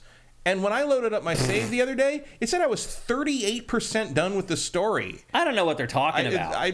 Seems odd to me. I mean, I feel like I'm not even out of like the first main area biome place. It took me 10 hours to get to the second biome. It took me almost 10 hours just to get my mount, the first mount. Mm-hmm. Like, I don't know where that figure comes from. I think this game is big, like every other open world Ubisoft game. It seems that way to me. Seems like it to me. I haven't finished it, and I played a shit ton of it. So it's not like I'll say this, you're going to get your money's worth out of it. No one will play this and be like, I didn't get enough playtime. Unless you're looking for a good story. Right. Because this is the last place you want to look for that. Yeah. That to me is, well, I don't know if it's the biggest. The game has issues, for sure. Like, it has weaknesses. Mm-hmm. But it also has some strengths. And I guess maybe we should just say it right at the beginning, because they're going to see the B-roll eventually. This might be the best-looking video game that has ever been released, graphically. It is stunning. It is in that class. Yeah, I have it running at unobtainium settings with the extra code put in on my PC, and it is the best looking thing I've seen all year, maybe. You can't even imagine how good this game looks on Matt's rig. Literally, my eyeballs almost popped out. And look, I've been playing it on PS5, and it blows my mind like every 5 minutes. There's moments where you look and like the sunlight's filtering through the leaves and the trees and stuff, and you're like, is this real? And then you can whip around, and the frame rate's like rock solid. If you love Pandora, like if you're a big fan of the world in Avatar, just go get this right now. Yeah. Like it's amazing. It's and Silk Snake says, Shane says this a lot, best looking ever, because there've been 3 best looking games of all time this year. Yeah, I also don't say that a lot. You've said it a lot this year. Yeah, because there's been the benchmark keeps moving. Well, because now they're finally starting to get the juice out of these consoles. Like the first couple years, Cyberpunk with the current updates is the direct competitor to this. I would say, and honestly, I think it comes down to which environment you think is more interesting. Yeah. If you like cities and cyberpunk and neon and all that kind of stuff, Cyberpunk's going to be your top pick. If you like nature and trees and environmental stuff, it's this. You doubt me, and wait till you watch this B-roll, and you'll apologize. That's all I gotta say, man. This game is a stunner, and that is the best thing I can say about this game. Mm-hmm. From there, things are average to middling to disappointing, I would say. Yeah, it's other than the visuals, it is a kind of middle of the road Far Cry game. Yeah. And the one thing I will say, this is Massive Entertainment doing this, and this is their apparently modifications and additions and take on the Snowdrop engine, and they're the ones making Star Wars Outlaws. Yeah, man. And if Star Wars Outlaws looks like this, I can't wait. Shit. I can't wait.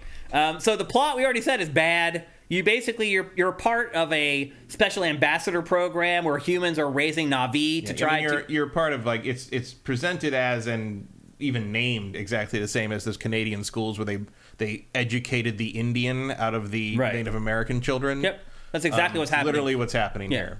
Yep. They're trying to make them assimilate in with the RDA, the humans, and use them as soldiers against their own people. Against their own people. Yep, absolutely. But all the shit hits the fan, you escape, and you go out into Pandora, and you rejoin with your clan, and you try to become a part of the clan again, and assimilate yourself back into your culture, learn their ways, learn how they fight, learn how they make things, learn how they communicate, all that stuff. It sounds way more interesting than it really is. Yeah, because the problem, this actually really kind of turned the dial and really allowed me to figure out like something about Avatar why it doesn't work for me story-wise, because I don't dislike the movies, but I also don't think their stories are any better than your average Captain Planet episode. Mm-hmm. And this also, I was like, oh, maybe they can tell an interesting, like, different story with this, or like branch out and show a different part of the world. And they do show a different part of the world and some different tribes and stuff. But the problem is, there's no pockets where you can tell other stories in this world, because like it's not like Star Wars or Marvel where the universe is big enough that there's different areas where things aren't involved in the Galactic Civil War, or like there's things like they're not involved with fighting Thanos or whatever, things like that. The premise of Avatar is this world is being invaded by a colonial imperialist power, a commercialist power that is that is exterminating a civilization. Yeah. And you can't not deal with that situation if you're these people. Yeah. And there's no other story to tell. Like anything that is deviates from that feels like a distraction, or in this case, a side quest. Well, the problem though, Matt, is that you can't tell them apart. They all look the same, so it's hard to even. They aren't very differentiated. Like you run into people and you're like, "Wait a minute, have I met you before?" And you're telling me, "Okay, we did," because you're talking to me like we did. You gotta but keep track of everybody's clothing. Yeah, that's the only way you can tell who people are. Which is doubly weird because in the movies, you can't. Their faces are very distinct. They are. Yeah. Even the faces you get to choose from as your character in this are sort of like, is those two different? Yeah, I can't tell the difference between them. Yeah, it's just a bunch of cats. Yeah. You know?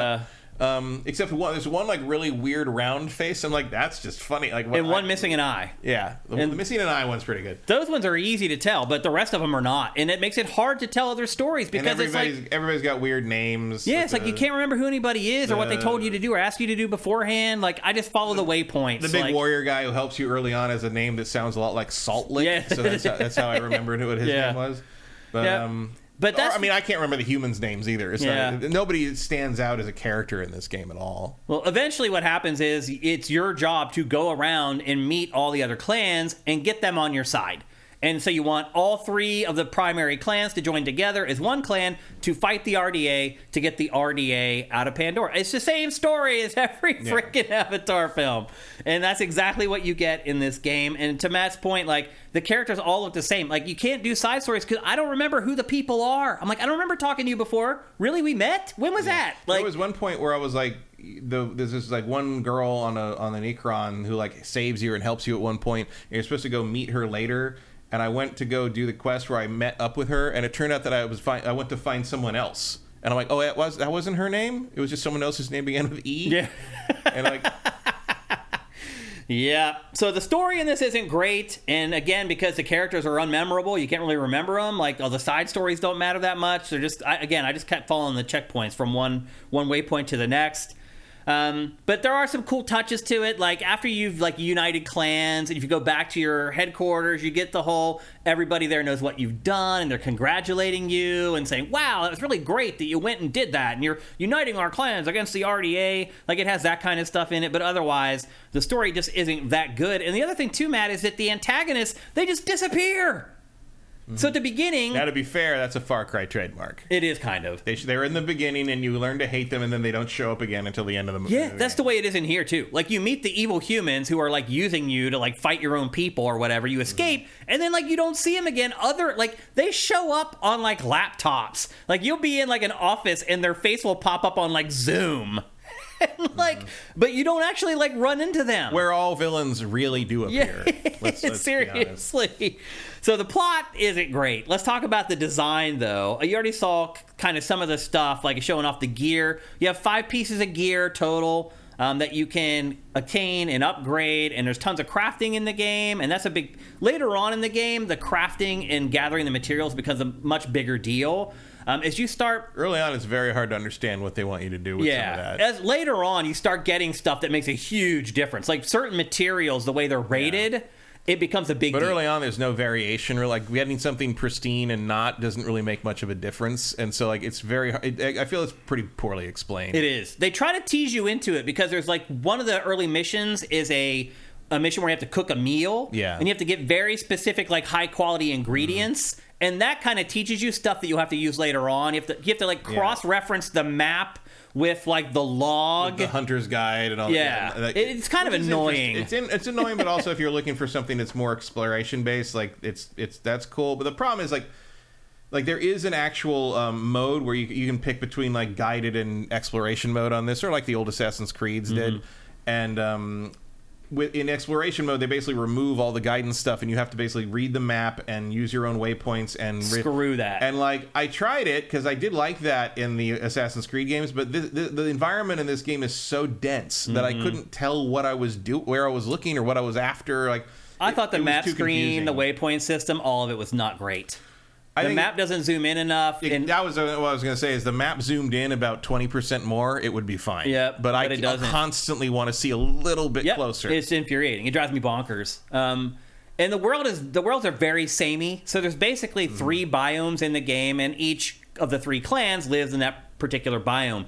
each biome you stay in for around 8 to 10 hours before you move on to the next one, and that is way too long. Like, this first biome is like all jungle and like day glow colored flowers, and for the first like 5 hours it's like mind-blowing how gorgeous it is. But then after a while you're like, dude, this whole area just looks like a unicorn just barfed all over itself. Like, it just, and it never changes. It's just the same thing. And then you go to the new biome, which is like the second one is the plains, and it is starkly different from the first area. It's just this wide open, there are plains with the wind whipping and there's a bunch of kites and stuff. Like, it's completely different. But then you spend the next 8 hours in that area before you move on to the third one. Like, it gets monotonous. The whole game, I felt like, got monotonous. Never used a Navi in t-shirts. Yeah, it's so a little weird. It's, especially when they're tucked into their pants. Yeah, don't do that, dude. Let it hang. Yeah. Let it hang.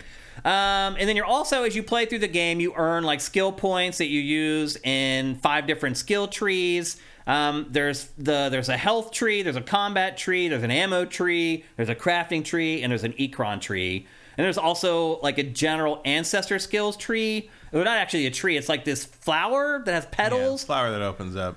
And pro tip, if you play this, as soon as you start playing, focus on that, because you can tap triangle. It'll show you on the map where you can go and get those, and once you get them, you get 2 skill points just for getting those. And all the skills they teach you are very important traversal things. Yep. And the skill points are ultimately what levels you up. The leveling in this game is so slow. Yeah, because it's a mix of the skills you have and the gear quality. I played like 8 or 10 hours. Crawls. Yeah, I played 8 or 10 hours. I was level 7.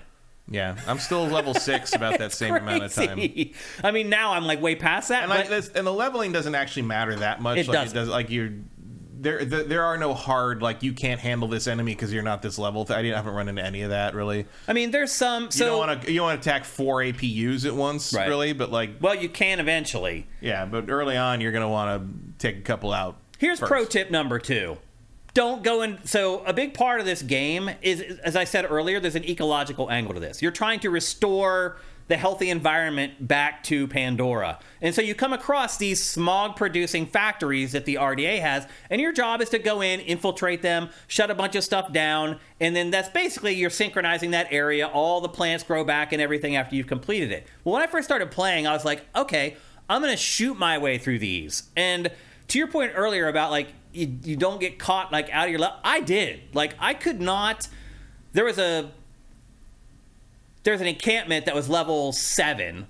I was level 6. I was level 4. I couldn't beat it. Mm-hmm. I tried it 8 or 9 times. I couldn't beat it. So I went and I did a bunch of side missions, got up to like I was a level below, beat it that time barely, and I was like, there's something going on here, man. It shouldn't be this hard. This game should not be that difficult. And it's not.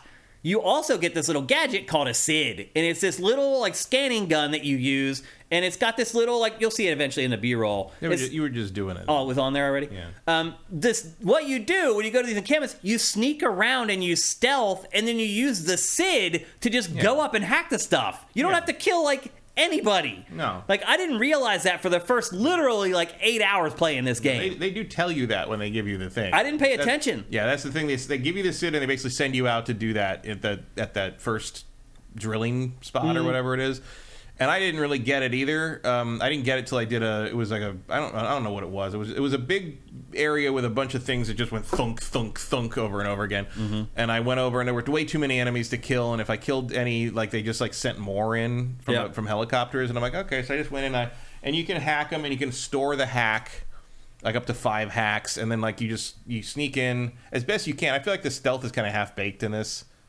There's no real way to like effectively stealth kill anybody. Yeah. Like Far Cry there has. Yeah. And you just sneak out. You hack the thing, get out of the way. A couple times, you can store the hack and then blow the thing up, and then send them to run over to. That'll make them run over and see what was blowing up, so you can go get to the next thing you have to hack. That kind of thing. Yeah. It's real rudimentary, but it's a lot easier than fighting off 40 guys. Yeah. Eventually, so here's the other thing too. Eventually, the combat gets broken in this because if you use the right skill points, you eventually get this ability where you can just reach into the mechs and snatch the dudes out of the mechs. Oh, yeah, and it basically turns into the counter kills from Assassin's Creed. They do have to be stunned first, but there's a lot of ways to do that. You shoot them with one arrow. Yeah. And they're stunned, you run up, snatch them out, kill them. You just do it over and over again, and it just kind of took all the tension and the combat out of the game. Although the Cid kind of does that as well. Like, you can literally just sneak in and, like, finish off these bases and, like, hardly even fire an arrow. That's the other thing I would say is, like, I hardly ever use the guns in this. I use the bows. I use the heavy bow because it literally one shot, one kill on almost everything. I mean, that's Far Cry as well. Yeah. I almost never use anything but the bows in Far Cry. Yeah. And I kind of like it. It's different from shooting. They give you guns, but I just don't like using them. The guns are fine, but they're not very... I mean, the shotgun's useful for some close-up stuff. A couple times they force you into hallways for something like story-related, but otherwise, bows. They also give you, like, a lacrosse stick that has, that you use to throw mines. I don't use that. I use that when they made me use it, and that's about it. Those mines are handy, though. I'm sure they can be. Yeah, if you get good with it. You don't find them often enough for me to really... Once I got the snatch ability, I didn't really have to worry about anything else. Mm-hmm. It was just like, I don't have to worry about setting the mines anymore. I also enjoy that you have kind of the fast travel exists, but like the faster way to travel like on foot is like to run over those giant vines, which are conveniently laden with performance enhancing drugs. Right. These little like they give you little speed bursts. Little flowers that like set off like this pollen that's supposed to like enhance your speed, so you're just constantly running through them and it gives you a little burst. Yeah. And I'm like, so you're basically just constantly high. Is what you're telling me. Like, Na'vi are just always on speed. You need it, though, because it takes a long time till they give you your Ekron, your mount. And you have to run a lot in the early hours of this game. And so if you run fast along... travel costs energy. Yeah. So. If you run along those root systems, they have those little white plants on them that Matt was talking about. And they give you little speed bursts to run. And in this game, everywhere has, as you've seen in the B-roll, these little pods that have cords that come down that you grab onto them, and they just zip you up to the top of them or whatever. Yeah, I didn't realize Pandora had so many natural plants that replicate Far Cry gameplay elements. Also, the other thing I would say too is all these bases are like copy and paste. They have the same buildings; they're just rearranged in a different way. Yeah. I mean, to be fair, at least they have the excuse of having prefab structures that have been brought across. Because the RDA is bringing the stuff to the moon or whatever. Yeah, I mean, it does kind of make sense. Jumping and climbing and running controls, I never thought they were great. Like, I feel like I'm a little bit out of control all the time. Like, it's hard to tell if you can jump up this stuff. Like, there's a double jump, but it's not like most double jumps. It's like a jump and then a quarter of another jump. I don't know. I just never felt like the controls in this felt all that good. The gunplay is fine. The bow play is fine. But the traversal, I just didn't feel like it felt very good. I was very happy when I got my Ekron finally. And so you get the Ekron, which lets you fly. And then the messed up part, Matt, is they give you the Ekron first. You can fly anywhere. And then they give you the Dire Horse second, which you have to keep reestablishing the link with. So for the Ekron, you establish a link once, that's your Ekron. The Dire Horses, that's not how it works. You have to like creep up to them and tame them over and over and over again. Also, they can only run. Like, they're by far the inferior of the mounts, and they take the Ekron away from you when you go to these new biomes and make you use the Dire Horse. Yeah, you have to earn the flight in each new area. It's weird. What else? Again, I hardly use the guns. I use the bows almost 100%. Harvesting and crafting, at first it seems like it's not important. As the game goes on, it becomes more important. I do like the mechanic of how you can jump off a cliff and call your Ekron as you're falling, and he'll swoop down and pick you up. I wish it was a little quicker, because if I just jump off a cliff a lot of times, I'll hit the ground before the Ekron gets there to like scoop me up. But once you're on the Ekron, like there's aerial combat, like those like floating platforms, you can land on them, and you can use your Cid to like hack them and blow them up because they're actually operated by the RDA. Like 2 arrows will take down a helicopter in this game, which is kind of crazy, but... And they're big arrows. Yeah, they are. But in the movie, too, it's like, you'd think in 15 years one of your priorities would have been to develop arrow-proof windshields, but they didn't do that. You'd think. What else? Do you need windshields on those things? Like, can't you just, like, have it be like a AR thing inside? Like, no, it's all armor? You'd think. We could do that now. Yeah. The health system in this is actually different than a lot of games. You have to eat... But the eating, if your stomach is full, you can regenerate your health. If your stomach is empty, you can't. Something else worked. Is that how Far Cry 5 worked? I don't think so. Something else worked where it's like the energy you had was sort of what allowed you to regen health. And you had to keep the energy up to keep... And then this thing bugs you about eating constantly. Mm-hmm. Because it's like... Well, if you don't regenerate health. You have to feed your Ekron as well. But I don't need to eat because I'm full health. Right, because I never die. No, you're right. It bugs you about it all the time. So you have to feed yourself and you have to feed your Ikron, and both of those, once you're full, you will regenerate your health all on your own. And you do have instant healing items if you need them. Yeah, you can see those dots, those little green dots. It says heal down there at the bottom. You tap left on the D-pad. And as you go throughout the game, you earn extra dots, which means extra full healings or whatever. And you can increase your max health, or you can increase the amount of healings that you have. As we said, leveling is really, really slow. 8-10 hours in, I was like level 6 or 7, which just seems insane. The leveling really matters with the quests. Because as I said earlier, like some of the quests, it's like, okay, you need level 70. For level 6, you're probably not going to complete it unless you, later on, once you get that snatching ability and all the combat, it's just kind of made moot. And I'll say this, like, they didn't really beat you over the head with the ecology stuff. Like, you do it, and you're, once you clear out one of these plants, all the plants come back and they grow back, and the Na'vi are happy that you did it or whatever, but it's not like they beat you over the head with, like, the ecological message. Like, that happens sometimes in games like this, where it's just almost, like, what was that VR game that our friends made? It's Jupiter and something. Oh, the dolphin thing? Yeah. Like, that game beat you over the head with the ecological message, which I get it. Like, that's what they were going for. This game does not do that. It's very subtle, but it's still in there. Well, it also kind of takes for granted the idea that if you're playing this game, you probably already agree with it. Yeah. So probably right. Yep. And that's pretty much it. Like, the one thing I would say is that just everything in this is very repetitive. The enemies are repetitive. The missions are repetitive. The characters that you're interacting with all look the same. Like, the game just in general, I guess that's the way I would describe it if I had to say it in a word, is samey. I mean, it's Far Cry. Yeah. I mean, it is an Ubisoft open world game, so. Yeah. Yeah. But I have had fun. Like, I'm like 20-some hours into it. I'm fading a little bit. Like, I'm starting to lose motivation a little bit to keep playing. I probably won't stop quite yet, but I am like already in the third biome. I think I'm starting to kind of wind down the game a little bit, but I could be wrong. But I guess I've enjoyed it, but I wouldn't pay $70 for this game. Would you? I mean, I did. Well, it's for your job or whatever. Like, it's different. As a consumer, would you? Probably. Yeah. I mean, I like Far Cry, and this is at least engaging enough to keep me going, if I don't have anything else to do. Mm-hmm. It's more engaging than Far Cry 5. Oh, this is way better than the last Far Cry, by the way. That's probably the one thing we should say. Far Cry 6, rather. Yeah, this is way better than the last Far Cry. At least I have enjoyed it a lot more than the last Far Cry. Mm-hmm. I've already played it way longer than I did the last Far Cry, so that says something. And look, I wouldn't call myself a fan of Avatar, but I like the movies. But I don't feel like my like or dislike of the IP really affected how much I liked this game. No, honestly. it didn't really matter. Yeah. Again, if you do really like the world of Pandora, and think that's you can scan all the animals and all the plants, and there's little stories about them and data about them in the journal thing. I mean, if you like the world, go get it right now. Like it's oh yeah, you'll love this. If you're a fan of Avatar, you will love this. This is your game of the year. I mean, who could have thought that you would get a game that looks this freaking good? Like, licensed games just don't look and play this well normally. I mean, gladly that is starting to change a little bit here over the last 10 years, but we still get really crappy licensed games, and this is not one of them. So it is a very competent game, and honestly, I don't think the things I have a problem with are really the fault of Ubisoft. It's really just the IP. Like, it's set in this world that's very samey.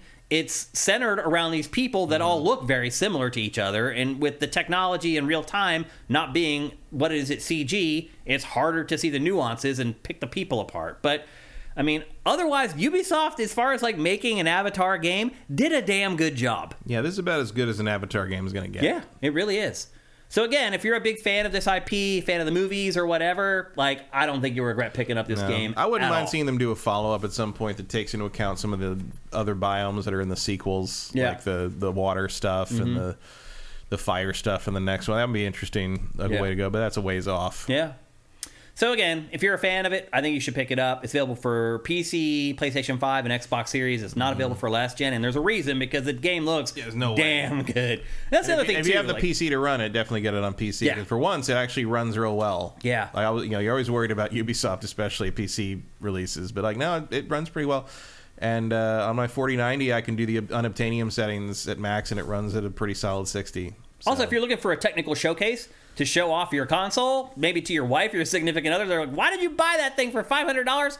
Buy this and put it in and be like, this is why I bought it. Because my wife even was like, whoa. Like, it caught her off guard. She was like, you just watched this movie like 2 months ago. And I'm like, no, this is a game. And she was like, whoa. Like, it was kind of like that moment when she walked in and saw me playing NFL 2K on my Dreamcast back in the day. She walked into the apartment and just stopped and was like, why is there a game on Wednesday? Yeah. And I was like, it's not. I mean, it's funny to look at those graphics now and that she was fooled by it. But that's how it is. To be fair, the TVs weren't as good then either. That's true. Yep.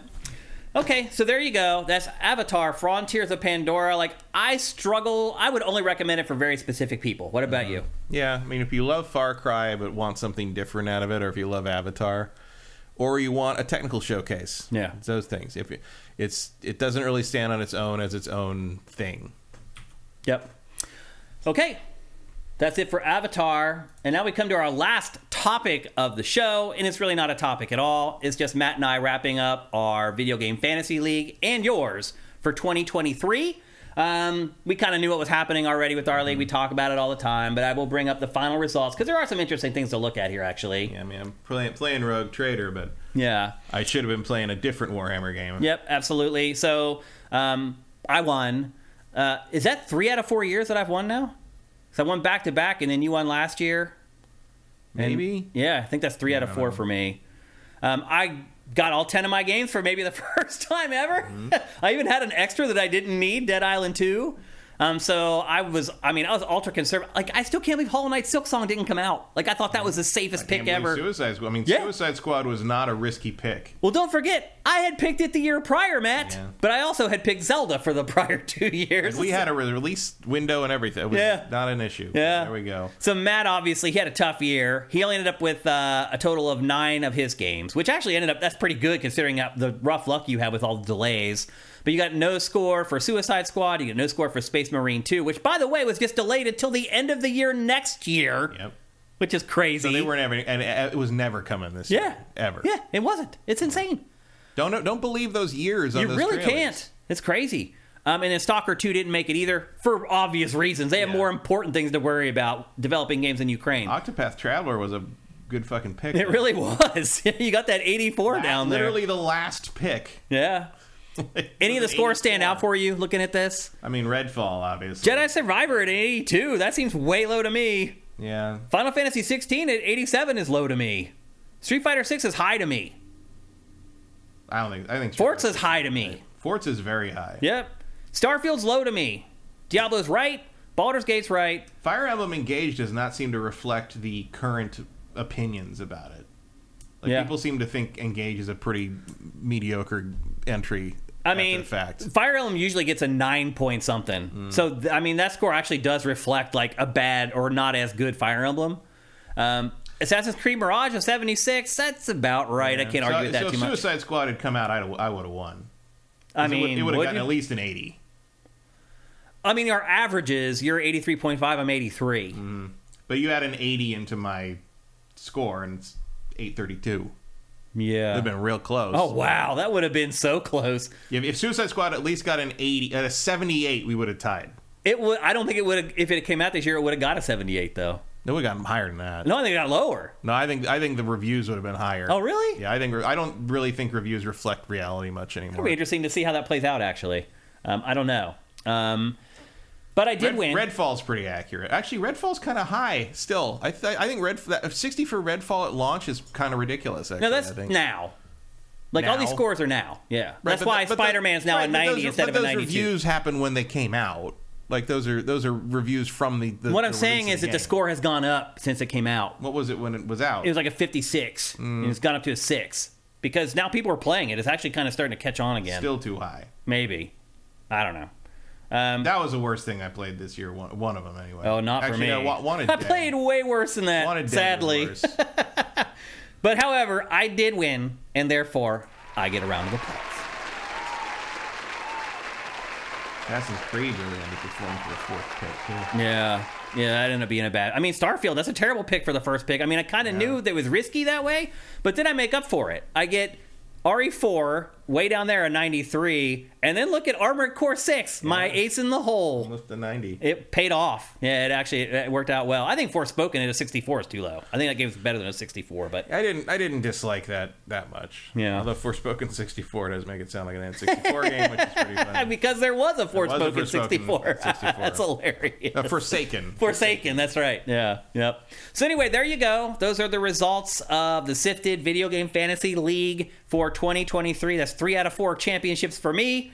And we'll be back at it next year. We'll do our draft in January, so not long to wait for that. And now it's time to crown our champion of the Sifted Fantasy Challenge for 2023. I'm sure a lot of you guys already know who won, but here it is. Drum roll, please. The winner is... Nope. I screwed it up. The winner is Surf Spider. Congratulations, Surf Spider. And best of all, Surf Spider is a sifter. He has been a subscriber to Sifted since our beta. He has been a member of Sifted since February of 2016. These are the people that I love to see win the Sifted Fantasy Challenge.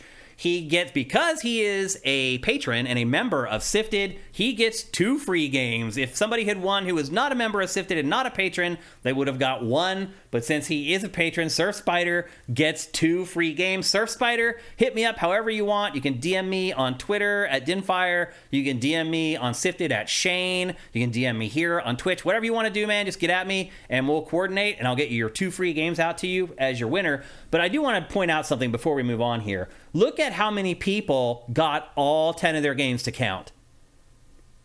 It's like 40. Mm-hmm. Yep, Chevelle Man. He got all of his. He was 40 people got all 10 games. Last year we had like 3.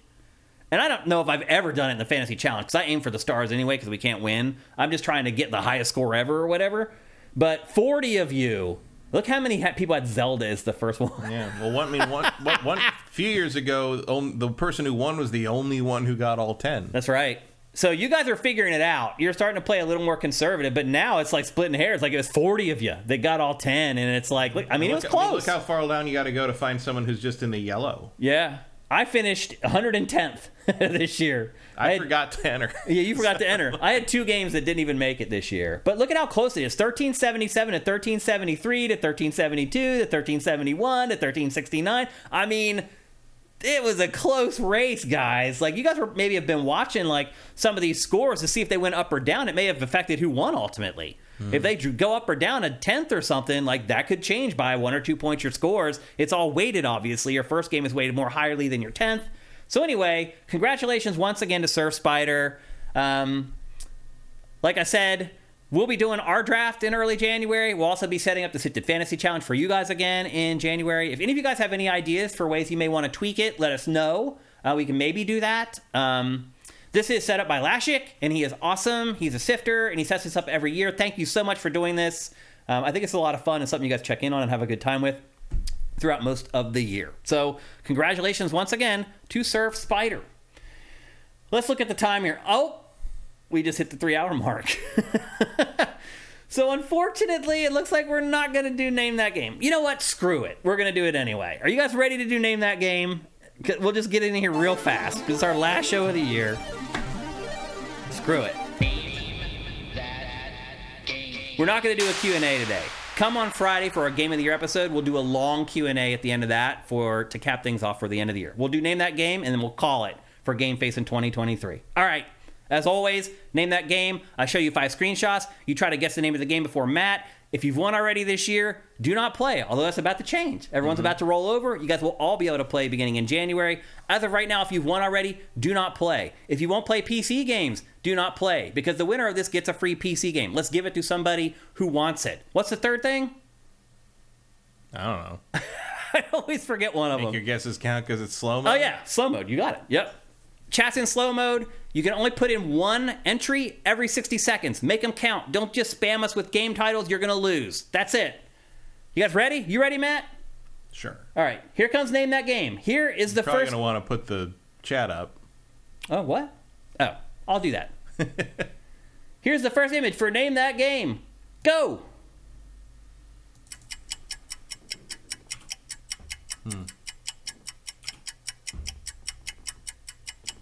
Metal Gear Solid 1, no.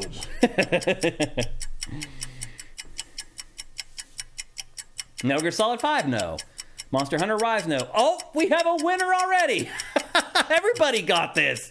That's insane. Monster Hunter World. It's Monster Hunter World. Congratulations. That's incredible. Well, it all worked out in the end. The show didn't even go over all that much because you got it on the first image. That's crazy. I guess if you've been staring at that game that long. I guess so. And the game's old, too. Like, you'd think it would, like, fade from memory over time, but no. People still play it. Leonosaurus, congratulations. It is indeed Monster Hunter World. A little bit of a play on, the fact that Monster Hunter was the big reveal at the Game Awards. I thought it might be fresh in mind. Vincent says, people who took over Mad Cats are teasing a new guitar coming in January. So it looks like that they may actually make it.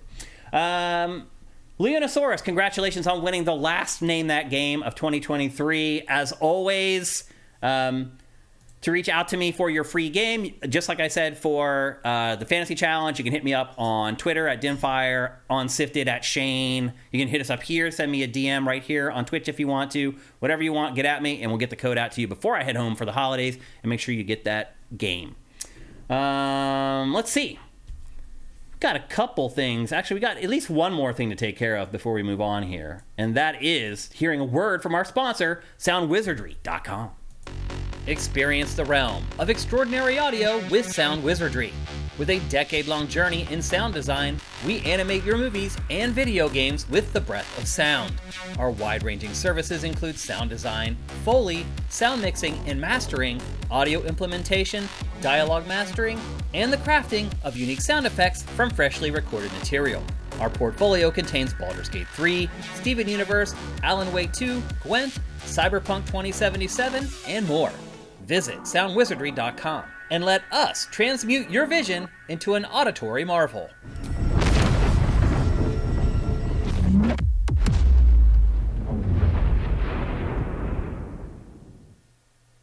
That's right, Sifters. Head to soundwizardry.com for any of your sound needs. Any project that you're working on, a video that you're working on, if you need voiceover, if you need audio to be fixed, if you're making a game, you need audio for your game, head to soundwizardry.com. As you see from the video, they have an amazing resume. They have worked on some of the most incredible games. I mean, that's about the best resume you could have for 2023, the stuff that they worked on this year. I mean, it just shows you the good work that they do. If they weren't doing good work, they would not be on those projects. So once again, head to soundwizardry.com for any of your sound needs. You won't regret it, and they're good people to boot. And that's it for GameFace for 2023. I just want to thank all of you guys for supporting the show this entire year. Whether you're a patron, which you guys are just god tier to me, whether you're just someone on YouTube who comments and likes and does all that kind of stuff, whether you're someone who listens to the podcast on a podcast service and you're writing us a review so that we bubble up in the reviews there, we appreciate all of it. The people who are pledging at $30 a month to get their name in GameFace. You guys are awesome. You are a tight crew, man. Like, I wish we got more new people to that group. Like, we don't get new people very often, but the people that are in that group, they are down with the plan, and I appreciate you guys so much. And even more than that, a big difference for us this year was our sponsors. So soundwizardry.com, LS Cream, DeShazer Ryan Realty, those sponsorships have made a big, big difference for us. And look, I understand that it could be a little annoying to have to watch ads when you're paying for content. I do think about that, but we need it to survive. If I wouldn't do it if we didn't have to do it. So I hope you guys can understand. I do appreciate your understanding in that way. I just appreciate all you guys for everything you've done for us. Thanks also, actually, this show's going to be way over, but I got to do this because it's just too big of a deal to not do it. I want to thank the people who have been sending us money for beer. 1 second, I'm sorry. I'm going to read out the names of the people who have already donated money to us for beer. And some of them donated money that was way over what a beer costs. Glottis, thank you. Andy T. Monahan, thank you. Paid by Death, thank you. Shane A. 28, thank you. Limper, thank you. Biz Fowl, thank you. Chris, FF8 Master C, thank you. Snowman92, thank you. El Timbo, thank you. Ollie John, thank you. Well, is this Toppy, thank you. Scott Seeley, thank you. V Nunez, thank you. Fruit Eater, thank you. Nixopunk, thank you. And I think that's it. Those are all the people who have used that QR code to buy us a beer for the holidays. Thank you, guys. And again, watch my Twitter feed over the holidays. I promise you, I will go out with my boys and I will take a picture of me with my boys in Central PA with one of the beers that you bought me. I appreciate it very, very much. And Matt, I appreciate you too, opening up your home to us to do the show here all year long. Just amazing. I can't even put into words how much I appreciate that. So much love, everybody. A great 2023. Don't forget, we will be here on Friday at 1 p.m. Pacific, 4 p.m. Eastern for our Game of the Year awards, and that will close out the year for us. Have a great week filled with great games. GameFace is up and out.